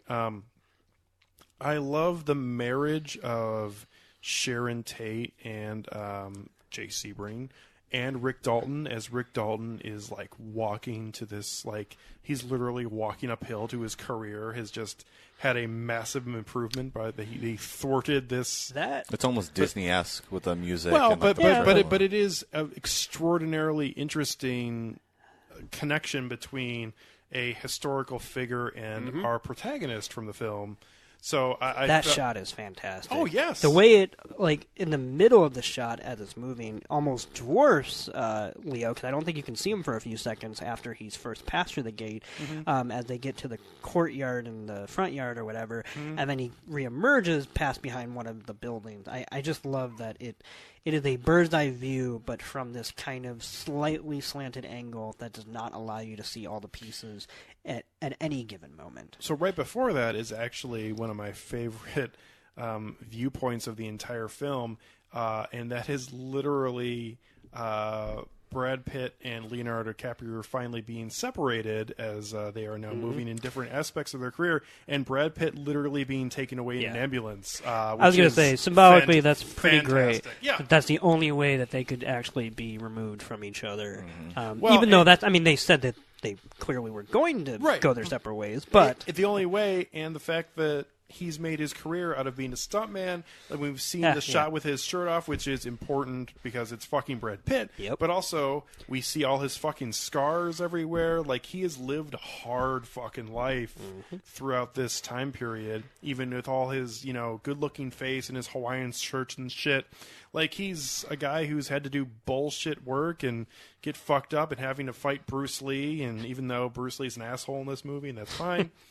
But yeah, that view of him getting taken away in the ambulance was pretty fucking awesome. So let's talk about the Bruce Lee scene real quickly, because no. Yep. Just so that way I won't have to bring it up again, to tie into the question you asked me about the dirty movie talk. Yeah. One joke in this movie that I don't know if it was intentional, but I'm gonna say it's canonical anyway. Yeah, sure. Because it made me laugh. And I am the arbiter of what's funny. That wasn't funny. Yeah. All right, I am. For her to ask about dirty movies and then kind of how that's like a harbinger of what they don't know at that time and what might be coming or whatever, there's a joke early on in the movie where you see a clip of Rick Dalton performing on the show Hullabaloo, which was a real show, and he's singing a real song that at the time was a, radio hit called Behind the Green Door. Yeah. And at that time, that was a real hit, and that was just about what it's like to not get let into a club. Now, that's funny thematically, because Rick Dalton feels like he's not allowed to truly get into the club because he feels like he's on the way down or whatever, especially having to do fucking shows like Hullabaloo. Yeah. But also, if you take that within the context of Hollywood, Behind the Green Door is now, in 2019, the phrase is probably more remembered as the title of the Johnny Keys, I think, Maryland Chamber porno film Behind the Green Door. You mentioned this. Yeah, when same we film Sorry before. to Bother Yeah, You. Sorry to Bother You, yeah. Because that was the literal green door. Yeah. So Behind the Green Door, I'll say it again, is the porno in which I think is Marilyn Chambers famously just goes through a series of rooms in a club, having sex with people along the way, but there's a green door at the end. What's behind it? It's been since we did the Sorry to Bother You episode that you mentioned that. It feels like you just talked about that. Well, I may have talked about Johnny Keys when I talked about just any time I talked about porn in general. Okay. Because he was the I was only gonna say, notable... I Boogie Nights. I Okay. probably said something about Don Cheadle's character because he was almost a little too ingrained into the culture of pornography. I was more saying because I feel like we just talked about that, and Are you saying I talk about Behind the Green Door too much? I wasn't going for that, but maybe you are if that's how strongly and passionately you feel about it. But no, I feel like you just mentioned it, and if I was going to say that's crazy if it was on the Sorry to Bother You episode, so that's fine. Yeah, I think I'm just becoming an old person. Maybe. Like, time is just going way too fast Well, that was now. definitely the time when I first described it. Yeah. But anyway, for that phrase, so it's funny because in 2019, for him to sing a song Behind the Green Door, an audience member could realistically forget that there was a context before that context, and forget that that was just a radio hit that people sang because that was the quaint thing to do, and he's singing it horribly because it's just kind of a joke. But I think what this movie does in a lot of scenes is recontextualizes past Hollywood nostalgia and how it means something different in the context of the audience and the era that they're watching it. And that is one, I thought, hilarious example because I could not stop cracking up when Leonardo DiCaprio is just asking, "Oh, why won't they let me behind the green door?" Well, probably because there's a big black cock waiting for you behind there. So, anyway, what did you What was I talking about? want to talk about? What was I referencing? You wanted to talk about... Wait, are you testing me? No, I okay. genuinely can't remember right now. So. I know what you were going to talk about. And it was? It was... I feel like I do know. It's on dot. the tip of my tongue. No. This is good podcast. No. Hold on. Hold on. I'm going to remember this. Uh-huh. You wanted to talk about... Yep. Not Sharon Tate. Nope. Not Cliff. Booth. Yeah. Right. Not... I don't know. Okay. Yeah. I know, like... Oh, boy. It was, like, literally 2 minutes ago. I know. This is so sad. Yeah. Yeah. We were just so taken away with all these stories about the green door and Were we?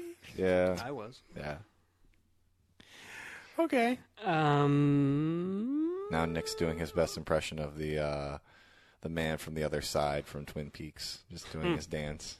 Yeah. Which he's got moves. Oh, he sure does. Yeah. Okay. This is really going to bother me. Yeah. We'll figure it out right after we stop recording this That's episode. Yeah. true. That's okay. That's just. I feel like I way. had something there that I wanted to talk did. about, I'm but I sorry. just can't. That's okay. This is my fault. Can't rewind, can't you? I mean, I could have, but then that would kind of take away from what we're doing here. What if we Yeah. made an alt-universe version of this episode where Wow. I remember what I was going to talk about. Yeah, Alex did not forget about.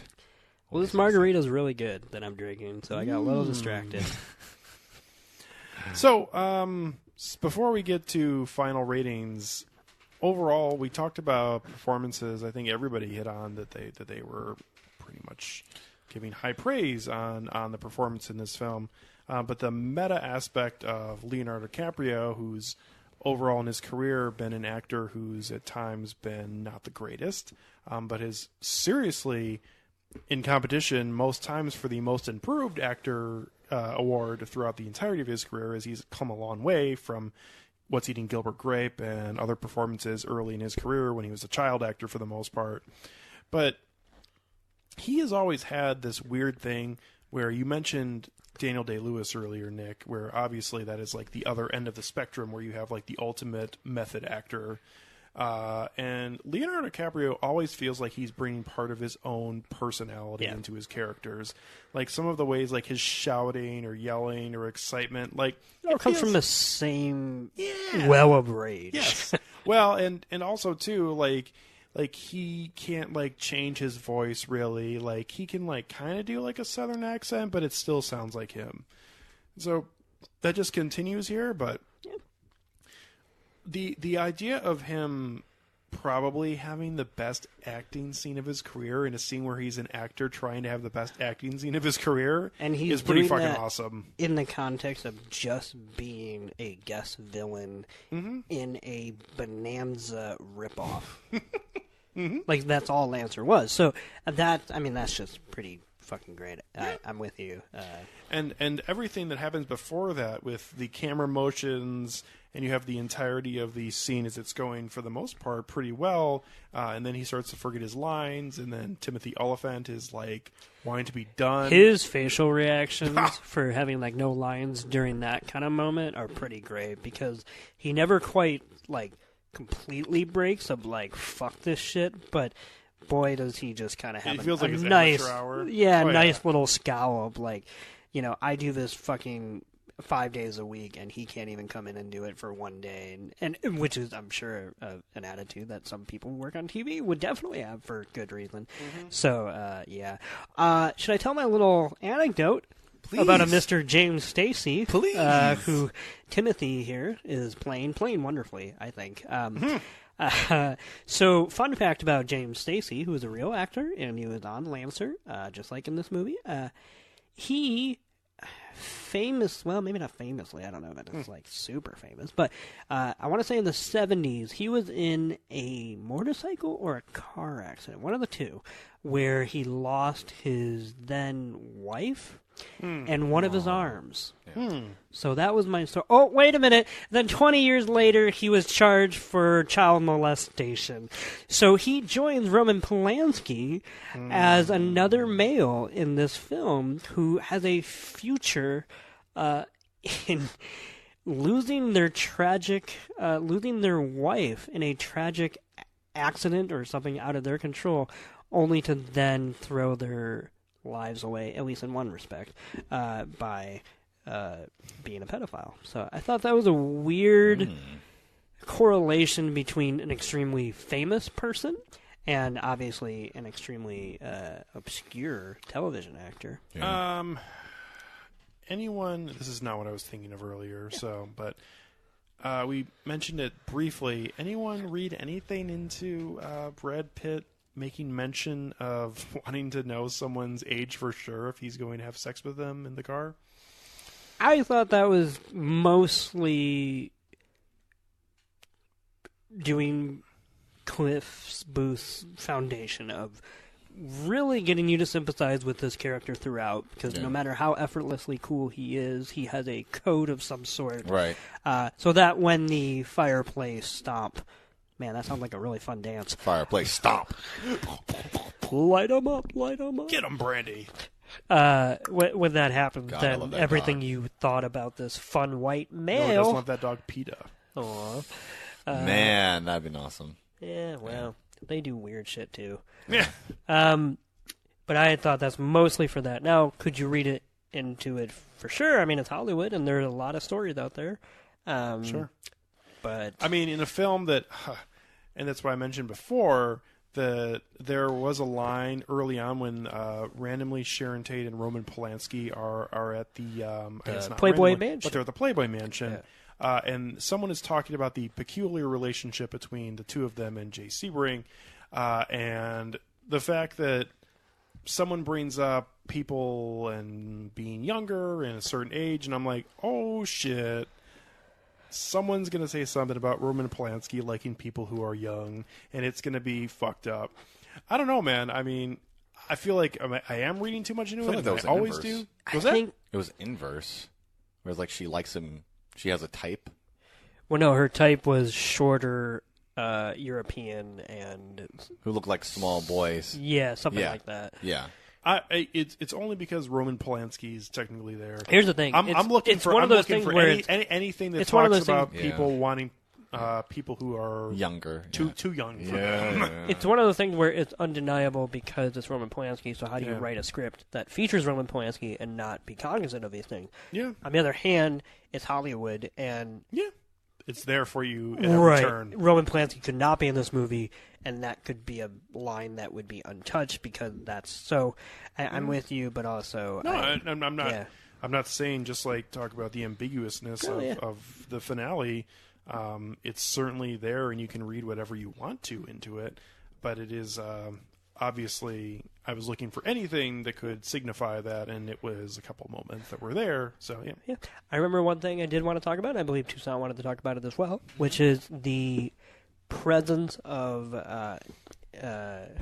what do you call it? Not Photoshop, but interpolation. Interpolation, like Leonardo DiCaprio's character into also movies. Aspect ratios. Oh, and aspect ratios. All right, let's do one and the other. So as far as interpolation goes, it's interesting that so many times we put Rick Dalton into actual scenes that have existed throughout time, not in just actual scenes, but also replacing very famous actors like Burt Reynolds and whatnot, and how that is this kind of interchangeable character, which I think is interesting because technically speaking, Rick Dalton is a fictional composite. He's not a real person, and whatever person that some historian may track down and think like, oh, he's clearly a stand-in for this or that, it's still there's no one-to-one. Yeah, it's way more complicated. It's more of like than this is inspired by somebody, but it's really its own thing. Yeah. It's like comparing the Lebowski dude to whoever that dude was inspired by. There is a person who was the dude, but it's not really all that important. But they didn't make a movie about the dude. They didn't make a movie about that dude. They made their own dude to tell their own movie. You know what I mean? And that's why I thought it was all the more poignant that when Sharon Tate watches her movies, she, Margot Robbie, sees the real Sharon Tate in those scenes. And I first, when those scenes were unfolding, I had a knee-jerk reaction of like, oh, he couldn't do it in these scenes because these are slightly more complicated because she's moving all over the frame and that would have been whatever. But then I thought, whether that's true or not, that's beside the point because in reality, that is such a loving tribute to the screen presence of Sharon Tate that the person that we are knowing in this alt universe to be Sharon Tate gets to get wrapped up in her own presence. And while it works as its own as a scene in which an actress gets to find validation among her peers without having to either A, ask for it, or B, get it with any unnecessary comments on top of it. Like, there was no, excuse me, I burped.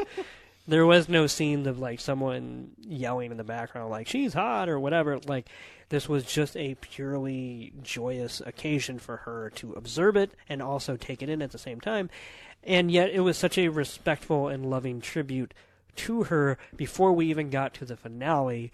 So it acknowledged, I thought, the career and the charisma of Sharon Tate before it even dared to play in the playground of history regarding her lived experience. And I thought that was just really fantastic, and I thought that was one of my favorite scenes of the film, for sure, and I just thought it's made all the more striking because of how many times Tarantino puts DiCaprio in some of those other scenes, so I thought that was fantastic. But yeah, so yeah, aspect ratios. Mm-hmm. Yeah, I thought it was really interesting. I looked up something about how there's a shift between. Now, you probably know this a lot more than I do. Like the standard degree for aspect ratios for cinematic films is 2 point something to 1 ratio, and then there's the actual television ratio, which is I think 1.33 to 1. To 1, yeah. That's what they call the 4:3 ratio. Yeah, the 4:3 ratio. The standard for cinema these days is it's lower than 2.35 because 2.35 to 1 is more of it's more akin. It's the modern day equivalent of like a CinemaScope, which is not to say that it's as wide as that, but it gives a similar impression of a extremely wide berth of an angle, so to speak. Cinema these days are more adhering to just above 1.78 to 1, because 1.78 is what your TVs are, and or you should say 16 by 9 to be even more simple. American. I just looked this up. American cinematographer says that. Well, it sounds like you know a lot more about it. No. It's like the result is a meta movie about films and filmmaking, one in which Tarantino masterfully shifts between simulated TV footage and soundstage interactions, between color and black and white, between 2.39 to 1 and 1.33 to 1. Now, see, 2.39 is even larger than 2.35. Yeah. And I don't know if they're blowing smoke out of their ass. But here's the thing, though. Back in the 60s, like I said, that would make more sense because that was more from the era in which things like CinemaScope and whatnot was. Yeah. So if anything, that may have just further proved my point, which is a standard movie that you would go see in 2019 is going to be slightly taller than that. Yeah. Man, I'm pretty fucking good with these numbers. Yeah, you are. That's why I asked you. So, yeah, no, I mean, it was all period appropriate. There was nothing, I would say, special about it other than just the meticulous adherence to the format that he was doing. Like, I was super glad that when we would switch to an episode of Bounty Law, which was a fake TV show that's never existed, so he didn't have to, but he had adhered to the 4:3 and whatnot ratios, which, by the way, the scenes of Bounty Law in the beginning of this movie were fucking impeccable. Like, that Bounty Law. From the voiceover people that they get to the actual camera work, nothing, I mean, I haven't seen a lot of TV Westerns, but I've seen a few of, like, Have Gun Will Travel, which is fantastic. It's actually where Gene Roddenberry cut his teeth before Star Trek. Oh. And a few others. And that's Bounty Law, I mean, that's what they look like. The only thing that was a little too clear, in my opinion, for the fidelity of it was the interview that aired, which was exactly what they used to do too to promote their programs. Right. But that a little bit more film grain. It doesn't look as that was a little too whatever. But it was still pitch perfect recreation. I absolutely loved it. I could have watched an actual fake episode of Bounty Law. In fact, I kind of wish that they would have made one just to put on like the bonus disc. And you know what? I'm going to call Tarantino right now. Cross your fingers, yeah. So, no, I mean, I was obviously ecstatic for that, and it makes me a little upset that we didn't see, I mean, we saw, like, the briefest glimpses, and I know that there's only so much you can show, especially for a movie that's 2 hours and 45 minutes, but I would have loved to see some more of the Italian exploitation films that Cliff and Rick, but Rick and Cliff. The posters were phenomenal. I mean, those were fantastic. Obviously, Navajo Jim. Period appropriate. The only good Indian is a dead Indian. I was like, oh. Yeah. And for it to. Oh, man. And I'm with you there. And I thought those posters were and even the sight gag of Cliff bringing one of them in, I think it's for Navajo Jim, into the living room, just how ridiculously big that one. He's like, where should I put the Operation Dynamite? Yeah, and that's which is actually made by Antonio Margaretti, which is the name of Margaretti. Yep. Yeah. So I thought that was a wonderful Italian from Glorious. Yeah. Yeah, so which is a real director as well. Yeah, but that's who he was pretending to be in that movie. Yeah. So and did everybody, before we even get to final ratings? Yeah. But did everybody stay for the mid-credit scene? Yes, I did. Saw it. Yeah. Red apples. I thought that was fantastic. Yeah. I mean, who the fuck picked this picture? It's like with his double chin. So it just punches it in the face and it falls back. That's amazing. Yeah, and I don't think we need to really discuss it or anything like that, but I thought the use of Al Pacino in this film was actually not bad too. Not that Tarantino usually would do that or anything of that nature, but at the same time, Al Pacino has slowly just slithered into just being worthless in his older life and made a bunch of just shit-ass movies and been in really horrible roles in movies that are even good. And here he's not really embarrassing himself. He's just playing this Hollywood director who really just wants to let Rick Dalton know that he's not doing well. Like, he's really playing the character that he wishes that he had in his own life to tell him, hey, maybe you shouldn't do this shit. But the crazy thing about... Jack and Jill, how about Jack and No?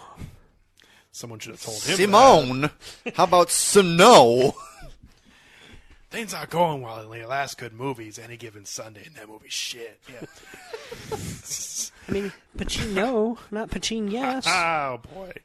No, but what's great about what Pacino's doing in what Tarantino's doing, too, is that clearly Al Pacino's character's sole purpose is to try to ruin his confidence so he will be in his movies. And it obviously succeeds. Yeah. So basically knowing that like he can't persuade him out of doing what he's going to do in this moment, so he can plant the seeds for doubt so that when it does fail, he'll be able to say, oh, this happened exactly like I said it did, and you want to be in the movie that I told you should be in. Yeah. And, yep, no, absolutely. No, that was wonderful. I love every time that they cut to Al Pacino's character's house. It never fucking looks like a house. Like, they're so rich that like they look like they have a full-service bar in their basement.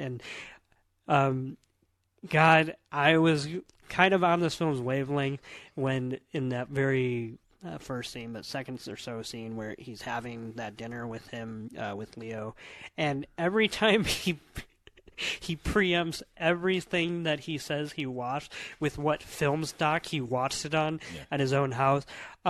No person would ever speak that way, but because I'm not saying literally none, but I genuinely think that was more of a Tarantino thing, that it was a trying to recreate the Hollywood era. What, you don't talk about what film stock or format you actually watched the film on when you mention you watched the film with somebody? No, Tarantino, I don't do that. I just thought that was fantastic. No one does. One of the funniest moments. He references a kinetoscope, which is a recording of a television playing the program, because at the time they did not record for posterity any programs, so they would actually just aim a camera at the screen and zoom it in to the point where the angle of the camera that is recording it only takes up and you can actually see the curved edges Holy of it. Shit. Yeah. And those are real surviving elements that we have of certain things like America's Playhouse and whatnot, because they were live, but that's the other thing too. So anyway. One of the early scenes in this film actually had one of the funniest and also, I thought, actually under the radar, more poignant things about this film, when it's a little bit of shaming Hispanics when they're walking out from that opening scene, and Brad Pitt gives Leonardo DiCaprio his sunglasses. He's like, you don't want the Mexicans to see you cry. And, no, it's like, don't cry in front of the Mexicans. Yeah. It's just like... I mean, the fact that they're just being talked down about, of being like, you don't want to have them see that. Oh my God! It was funny, but also landing much better. That casual racism that was sort of like endemic of that time, where of course they. But it's playing off perfectly now in modern times when you're viewing the film. It's like of course they have a problem with crying in front of the Mexicans. Of course they have a problem with hippies. Of course they got a problem with the fucking Italians. No, but that is the thing though, where I know obviously Charles Manson and his friends didn't feel this way, but at the same time, like, being accepting of black people and everything, but Mexicans are still lower than dirt. So you don't. I mean, come on. Yeah. Okay. Yeah. Yes. In that sort of context. Nick. You wanted to talk about the Bruce Lee scene. Wonderful job, sir. Yeah. And that's a good way to end before we go to final ratings. Because we didn't, so I think we should, and then we Perfect. should. Yeah. But that was it. Well done. Told you I'd remember. You came to fucking play today, and I appreciate that. Who wants to lead into this? No, I mean, we don't have to spend a super amount of time on it because it is a super minor scene. I guess the big question, I would think, to help start it off, it's just, do people think that that's a real scene and that we should take it literally? No. Okay. No, and I think... I think in this film's universe, that scene happens. But so no, that's what I'm trying to say, though. Oh. Do we think it really happened in the sense that is Brad Pitt remembering it that way? Mm-hmm. Or I think he's remembering it that way. I think he's remembering it that way. I don't think that it necessarily played out exactly like that. oh, okay, Yeah. that's what I was asking. Yeah. I don't mean is it real? Like, is it historically accurate? No, I mean, my suspicion is that actual event probably happened in this film's universe, and the actual events that transpired around it are probably manipulated somewhat. That being said, I'm like the fact of like Brad Pitt like being able to be smart enough to get Bruce Lee to do something stupid to have him hurt himself, basically. I wouldn't necessarily think that that's completely out of the realm of possibility. Right. I think that Especially like knowing what we do now about combat sports and that thing, like being smart is such an important part of it, and obviously Bruce Lee was a fantastic martial artist and everything, but he hadn't made, just so people know, culturally speaking, Bruce Lee was not Bruce Lee at this moment. I mean, actor, yes, he was, but he was Kato in the Green Hornet, which is not a great thing to be. Which was one of his breakout roles for that. Yeah. But he had not yet basically given up on Hollywood, went back home where he became a huge star and made the 5 films that he's ever made in which he was a martial arts star and then tragically died. So I think people generally are forgetting the timeline, and that Brad Pitt did not, in this scene at least, do any of that. I think that the contention with the scene with Bruce Lee is not just that he lost around to Cliff, but sort of the portrayal of his arrogance and the sort of portrayal of that is like there's been sort of numerous contentions. Like I've read up about this because I was curious about it, because honestly I don't have much of a conception of Bruce Lee aside from maybe his performance in Enter the Dragon. I need to watch more Bruce Lee films. That's what I might want to call it. Only so 5. I know. I was like, I need to watch more Bruce Lee films. I have all 5. And like sort of his philosophy about Jeet Kune Do, which sort of trickled into other sort of adjacent works. Probably the one that has the most sort of visibility to me is Cowboy Bebop. Like that's Spike practicing Jeet Kune Do and like basically parroting the same sort of like philosophy of that. That's how I know Bruce Lee vicariously through that sort of association. But anyway, so there have been like biographies about Bruce Lee and how sort of his real life presence may be a little bit divergent from that of his on-screen presence. Maybe he was kind of arrogant. Maybe he was kind of like boisterous and stuff. Maybe that tied into the fact of him, being an Asian like screen actor who had to probably work 3 times as hard as his daughter like talked about, had to work 3 times as hard as probably maybe even Cliff or Rick had to, and yet also in their sort of context of that, give his talent away to other white actors, which was both a real thing and a thing that was depicted in this movie, which is that he trained everybody, including Sharon Tate, for the scene in The Wrecking Crew. That was a real event. Right. And so I think that striking a fine line between this, like I've looked up a couple of stuff. Like there's the one critic that I stumbled upon, Walter Chaw, who was talking about sort of like what he liked about that depiction, because it depicted him as a very sort of flawed and imperfect human being, and that's sort of like part of the aspect of not just his sort of superhuman-esque strength or his like philosophy and stuff, but the fact that he was able to sort of like strive to elapse the divide between the lived experience and like his ideal in that sort of sense, and the idea of saying that, well, is it racist to insinuate that Bruce Lee could be defeated in a fight, or is that inadvertently paternalistic and unrealistic and like sort of like putting him on a sort of like sacred calf sort of platform for sort of like white idolization? And it's like that I think that is a really interesting like conception to untangle, that I think that it merits consideration in the depiction of this scene. Yes. Yeah. So I mean, I think everything surrounding this scene is super ambiguous, as we talked about in multiple moments throughout this film and most Tarantino films. But my takeaway from this is actually, I feel like maybe I'm just taking it too much at face value. Oh, yeah. But I actually, in retrospect, really enjoyed how the events played out in that scene because of what you're talking about. Because this idea of him laying out these very specific rules and us having both he and Brad Pitt's character be 1-1 going into the third round of their duel or whatever, and then having it end before it's actually going to end, I thought actually was pretty thematically relevant. And at the same time, like, I like the idea of Bruce Lee having this sort of, I'm not going to say like Kurt Cobain reputation, because he passed on as before his life was able to be played out, but he's almost achieved legend status throughout his career because of everything surrounding that. So the idea to take the piss out of that a little bit and say, well, yes, he was this fantastic martial artist and everything, but he was not a god or anything like that. Like, he was still just a man. Yeah. And if anyone like that, and I loved the aspect of earlier in that where this all comes about because he talks about fighting Muhammad Ali, and he says his name before he becomes Muhammad Ali, right? Yeah, Cassius Clay. Because it talks about fighting Cassius Clay.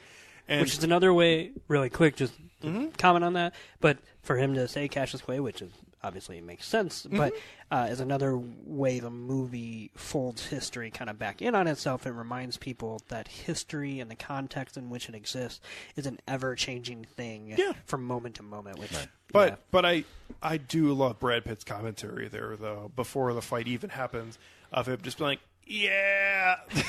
And that's another sort of thing that doesn't really, like, I've read about that part too, and it's like Shannon Lee says, like, no, like, my father would never say that about Cassius Clay. He, like, really respected him, like, revered him. Like, yeah.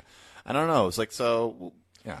I understand why anybody who's the child of any person would. Right. So I completely respect any perspective. Of course, yeah. I don't know that it's pertinent to a movie that Tarantino makes in which that character is an afterthought to an alt history timeline. Right. But I definitely understand that.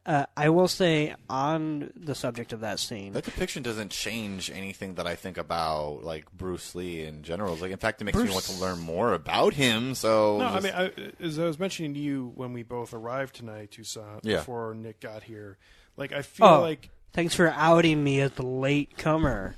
You showed up literally 4 minutes after I got here. So yeah. It's not really 4 minutes. Now we're quantifying it. Yeah, now we're quantifying it. Yes, Alex, continue. Any real-life character, whether it be for good or bad, is exactly that. They are a caricature in Tarantino films, in my opinion.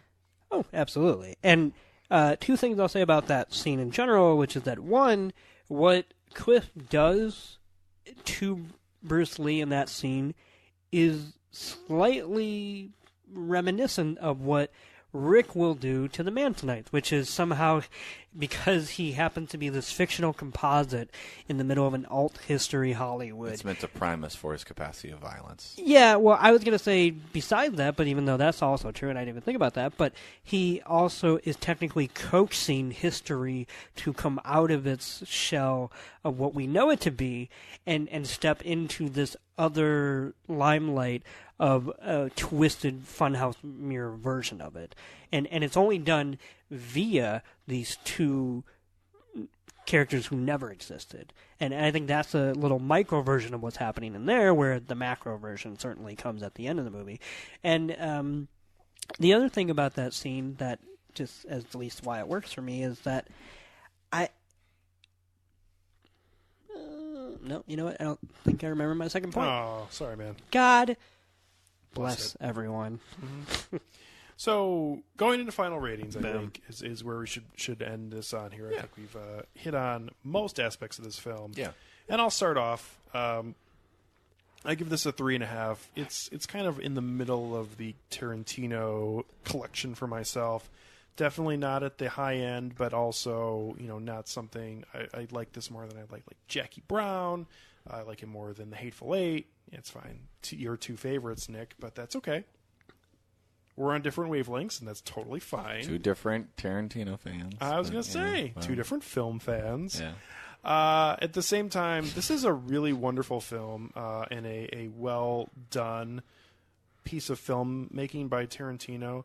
I feel like this actually is, and you kind of were alluding to this earlier, Nick, but this is like showing actual growth about him as a filmmaker, which I feel like you could have easily just pointed to certain parts of every single other film he's made and just say, look at this fucking guy. But at the same time, like, I think he's really shown a true passion in this film, and not that he has in other ones, but I mean, he's come a long way from showing like rapes and racism and shit like that. This is a distinctly less provocative film. It doesn't right. mean that That's there's what I'm saying not is- moments of provocative, but even those come at the expense of people we're already primed to hate. Given the extremity, the extremes of the core subject matter at play here, I think that is way more Which means he had to work overtime right. to not do what he normally does. Right. Yeah. So that was that's why I mean where it's so surprisingly tasteful with regard to how it handles that subject matter, and just I feel like that then trickles out to most of the film as a whole, not just the handling of that principal subject matter. Like, yeah. Which is, he may have gotten his rocks off with the original announcement that it's going to be that I think probably elicited the exact reaction he would go for out of somebody like yourself, Tucson, which would have been like, I'm going to make a Manson family movie and I'm going to release it on Sharon Tate's murder date, and be like, the fuck you are. And he's like, ha. He would pull that shit. This is he would the- say that exact same shit. This is the same director who got fucking furious, for understandable reasons, when the Hateful Eight script got leaked to the point where it's been reported. I don't think there's ever been true confirmation that he essentially rewrote the ending in some way or not. I could see that. Yeah. Right. And so I think what you just said, as far as basically like, well, why don't I drop this and we'll see how people react? And then he's like, oh, that's what people expect me to do? Well, you know what? Fuck them. Yeah. I could see that being at least a driving force. I could see that, and I could see it being also what I just mentioned of him saying, I'm going to do a somewhat different film, but at the same time, this is what I get out of making films, so I'm going to send these humans into this ridiculous, nonsensical obsession here over this, which, not saying that what you're feeling was nonsensical, Tucson, but nothing had happened regarding this film yet other than a potential announcement that was made about it. So, yeah. That being said, this is a really solid film that I'm interested to watch again. And we just talked about that on the Midsummer episode. It's a film that I'm eager to go back and rewatch, and I'm in the same exact boat here. And Tarantino is in the same boat as someone like Martin Scorsese for me, where I've got to the point where he could make anything, and I'll be like, okay, I'll try it. It's a movie about something really stupid. I'm going to go see it. Like, I already made that mistake one time in my life where I said, holy shit, this Django Unchained trailer looks like the dumbest shit I've ever seen. And I went and saw it. I was like, oh, that's one of my 50 favorite films of all time. Okay, yep. Well, this fucking guy just knows what he's doing. Yep. So, yeah, he made a really good film here. We got great performances. He got some great characters here. Brad Pitt's character it's Cliff Booth. Cliff Booth. Yeah. That's a fantastic character. I mean, it's not in the Tarantino pantheon of greatest characters he's created. In my opinion, like, it's not up there with like Stuntman Mike or John Travolta's character in Pulp Fiction or anything like that. But at the same time, it is a fantastic character and a fabulous performance by Brad Pitt as well. And then Leonardo DiCaprio, obviously, and also Margot Robbie, both giving great performances in obviously much different capacities here. So the whole package is actually really strong. And I think it is quite interesting. And I'll just end it with this, saying that I give this a 3.5 out of 5. And I think this is interesting because I think this is everything that I thought it would be. Well, something totally different. And I think that is one of the great things about Quentin Tarantino is he makes films that are everything you expect them to be, but they are different than you thought they were going to be at the same time. Like, he delivers this film where I said, it's going to be about the Manson family. Like, he's saying it's not, but it's fucking going to be, and it absolutely was. but obviously he delivers it in a different package. There's so much more going on in the background here, and obviously has a super revisionist history aspect of how this film plays out, and that is one of Tarantino's absolute best strengths, is he delivers exactly on what your preconceived notion is, but it is something totally unique to what he wants to create as a film, and he is a obviously fabulous filmmaker and delivered yet another great movie for us here in Once Upon a Time in Hollywood. So again, 3.5 out of 5 for me. Yeah, so I've seen this film twice, and I gave it the same initial rating the second time as I did the third time. I mean, the second time as I did the first time. And I feel as though my rating for the film has overall improved and grown from that initial rating, which I'm very surprised about. And I guess it's just because I've just been ruminating on the film, its themes, on a lot of its depictions, its characters. And I'm of two minds of giving it this rating, but I feel as though I'm just going to rate it as I feel about it right in this moment, just because I feel I'm just going to throw it at the board and reason it out later. I'm going to give this a 4 out of 5 because I really do enjoy this film, and I'm looking forward to taking more time to sort of like parse out why that is. I'm looking forward to like watching on a home video when it eventually does come out again. Yeah, this is a really great movie. I enjoyed it. Yeah. So The Hateful Eight ended with a black man and a white man coming together to hang a woman. So yeah, I remember. that their common sense of justice could be realized. And if that movie, in my opinion, ironically portrayed where we are in the nation, I think this movie suggests what we could be if history went the right way. And I think that that's what's beautiful about this film. I think it both doesn't pretend that there's nothing good about the past because it is so enamored with artifacts from this era and from media that's from a bygone era, but it suggests that it only came about because it was the precursor to some very dark times for Hollywood and for America as a whole. And that what if, at the end of the day, the potential and the promise of a woman was actually a story worth more than whatever fucking Charlie Manson was trying to spout off and what his acolytes thought was in any way genius. And also, too, mostly women who were his followers, too, at the same time. So yeah.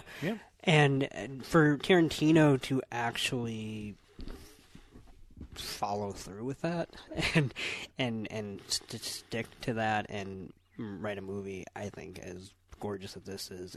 This is never going to be one of my all-time favorite films, but there's nothing about this that is not lockstep in sync with me and what I'm already enamored with when it comes to movies and television, and I just think it's beautiful. I think performances across the board are fantastic, and Brad Pitt's role as Cliff Booth is going to stick with me all year, and I just cannot wait to rewatch it and parse through it again. So it's 4.5 out of 5 for me.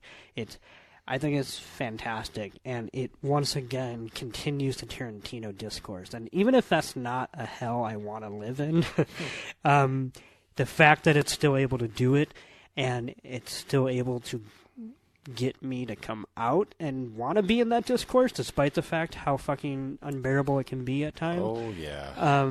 That's, I think, the power of Tarantino, who's not the greatest filmmaker ever, that's ever been, but there's something compelling, at least, about his his films, the approach that he takes to his subject matter. Absolutely. He's somehow become a mainstream. That's another thing. Director who's doing things that mainstream people are not doing. When I saw this movie, I saw it in a sold-out movie theater, and it wasn't day one, which I thought was pretty good.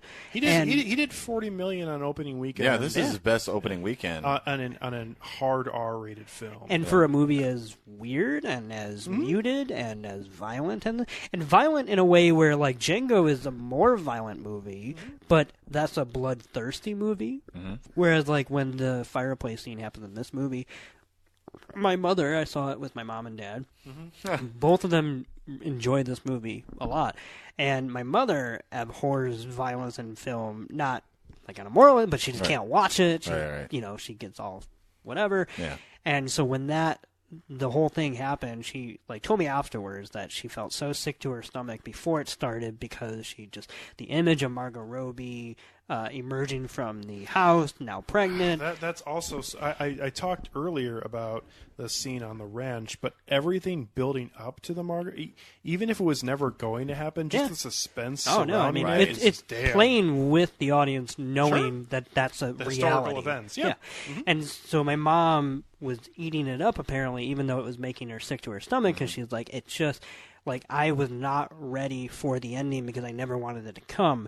And then it did, and it certainly wasn't what we expected. And even though she closed her eyes a few times because she does not go in for most violence, let alone that fucking fireplace scene, even she was, like, watching through closed fingers because the barrier of who this was happening to and the way it came about was kind of cathartic. Right. In a pretty powerful way, I thought. So to wrap it up for me, at least, 4.5 out of 5. I think it is such a wonderful thing that we have this movie out in general audiences, and that they're actually eating it up, and that it would still actually spark a conversation, I think, as long and yet as eventful as something like this. Yeah. No, it's just another example of Tarantino being one of the absolute great directors of this generation. Whether or not you like his brand or don't, I mean, he's just doing good work, and people are going and seeing it. So, yeah. So, we said we were not going to do superhero movies for a while, and that shit's just getting broken on the first one that comes out. And I think we even explicitly said we weren't going to do Spider-Man. Which is totally fine that we're going to do it because we have a great reason to do it. I was going to say. But I just meant it's just very ironic that we cannot not contain ourselves. We can't get away from this shit. So there are two things about the upcoming episode. First, we are not necessarily deciding on our own accord to do the episode on Spider-Man. We're being held at gunpoint. Well, I wouldn't go that far, but yeah. Our friend Christina, who is a huge Spider-Man fan, comics and film-wise, who we did the last Spider-Man film, did an episode on. She is asked if we'd be interested in getting together and doing an episode. It's been a while since we've seen Christina. It has been. Say. It's been 2.5, 3 Was the years Spider-Man episode the last thing we did with her? Yeah, we've only done one episode with her, and it was that. We've only done one episode with her? Yeah. Yep. Oh, wow. I thought we did an X-Men. No, we did an X-Men one. We did an X-Men Apocalypse. Oh, maybe it was just that. Maybe we didn't do Spider-Man then, or we did two of them. It's not time is super a flat clear in circle. my mind, I bet if we asked Christina, she would remember. Oh, she would. We should do that. Yeah. Or she wouldn't, and that'd be even sadder. Yeah. At any rate, she's a big Spider-Man fan, and was asking us if we were interested in doing an episode on it, and we're pretty easy to I was gonna say yes to. We were like, yeah, we were planning on it. Yeah. But at the same time, it will also give us a chance on next week's episode to discuss some of the Marvel plans for their upcoming fourth phase. And even if we don't want to get super in detail about it, it's pretty clear that even if it's a little contrived, it's going to be different than some of their earlier offerings. So we'll hit on all that and also talk about Far From Home coming up on episode 199. Ooh. Like a little kid. That's great. All right. So also, before we step out of here, just always a reminder to check out all of our episodes on filmtankshow.com. Also, you can find our episodes on either Apple Podcasts or also on Stitcher. We still can't make it through without referencing the iTunes thing. Yeah. You just did it. You giggled. I giggled. Yeah. I thought giggle all the it, but I time. didn't say anything, and I'm very proud of you that you made it as far as you did. It's his fault. I know. Sorry that I'm full of Piss and vinegar. life. Yeah. You have so many ways you could have went there. Yeah. So we are Young, on dumb, and full of some lasagna, maybe? Yeah. Really quickly, I want to give a shout-out to Okay. a podcast app that I just discovered today, Okay. which is Sponsored content. Oh, my. What? Well, now you just ruined it. Now I don't want to say what it is. No, this is not sponsored content. This is a genuine endorsement because I was quite taken with it. But the podcast app Castro, which is available across platform, you can get on Android or Apple, is probably going to be my new mainstay for listening and subscribing to podcasts. One of my favorite features, and I think I'm going to start utilizing it on our social media feed, is that you can very easily in-app cut clips from a episode and share it. So I thought that was really cool. And Film Tank is in the directory for Castro, so, All right. which we already were, so I don't know where they were pulling it from, but I did not have to do anything for that stuff. Anyway, and apparently we're probably going to be on Spotify soon, because I just submitted to them. I submitted to a bunch of directories earlier. I think I told you that. But, so Film Tank might be popping up And in we a might podcast. be promoting all kinds of different places on the next episode. We'll see. But for now, Apple Podcast, Stitcher, and FilmTankShow.com. Also, you can find us on Facebook, Twitter, or Instagram at Film Tank Show. So, look forward to talking to everybody on the Far From Home episode coming up on 199. But until then, thank you very much to Nick Cheney, to Son Egan, and from those two gentlemen and myself, Alex Diekman, thank you very much to the audience for listening to us here on Film Tank. We'll see you next time.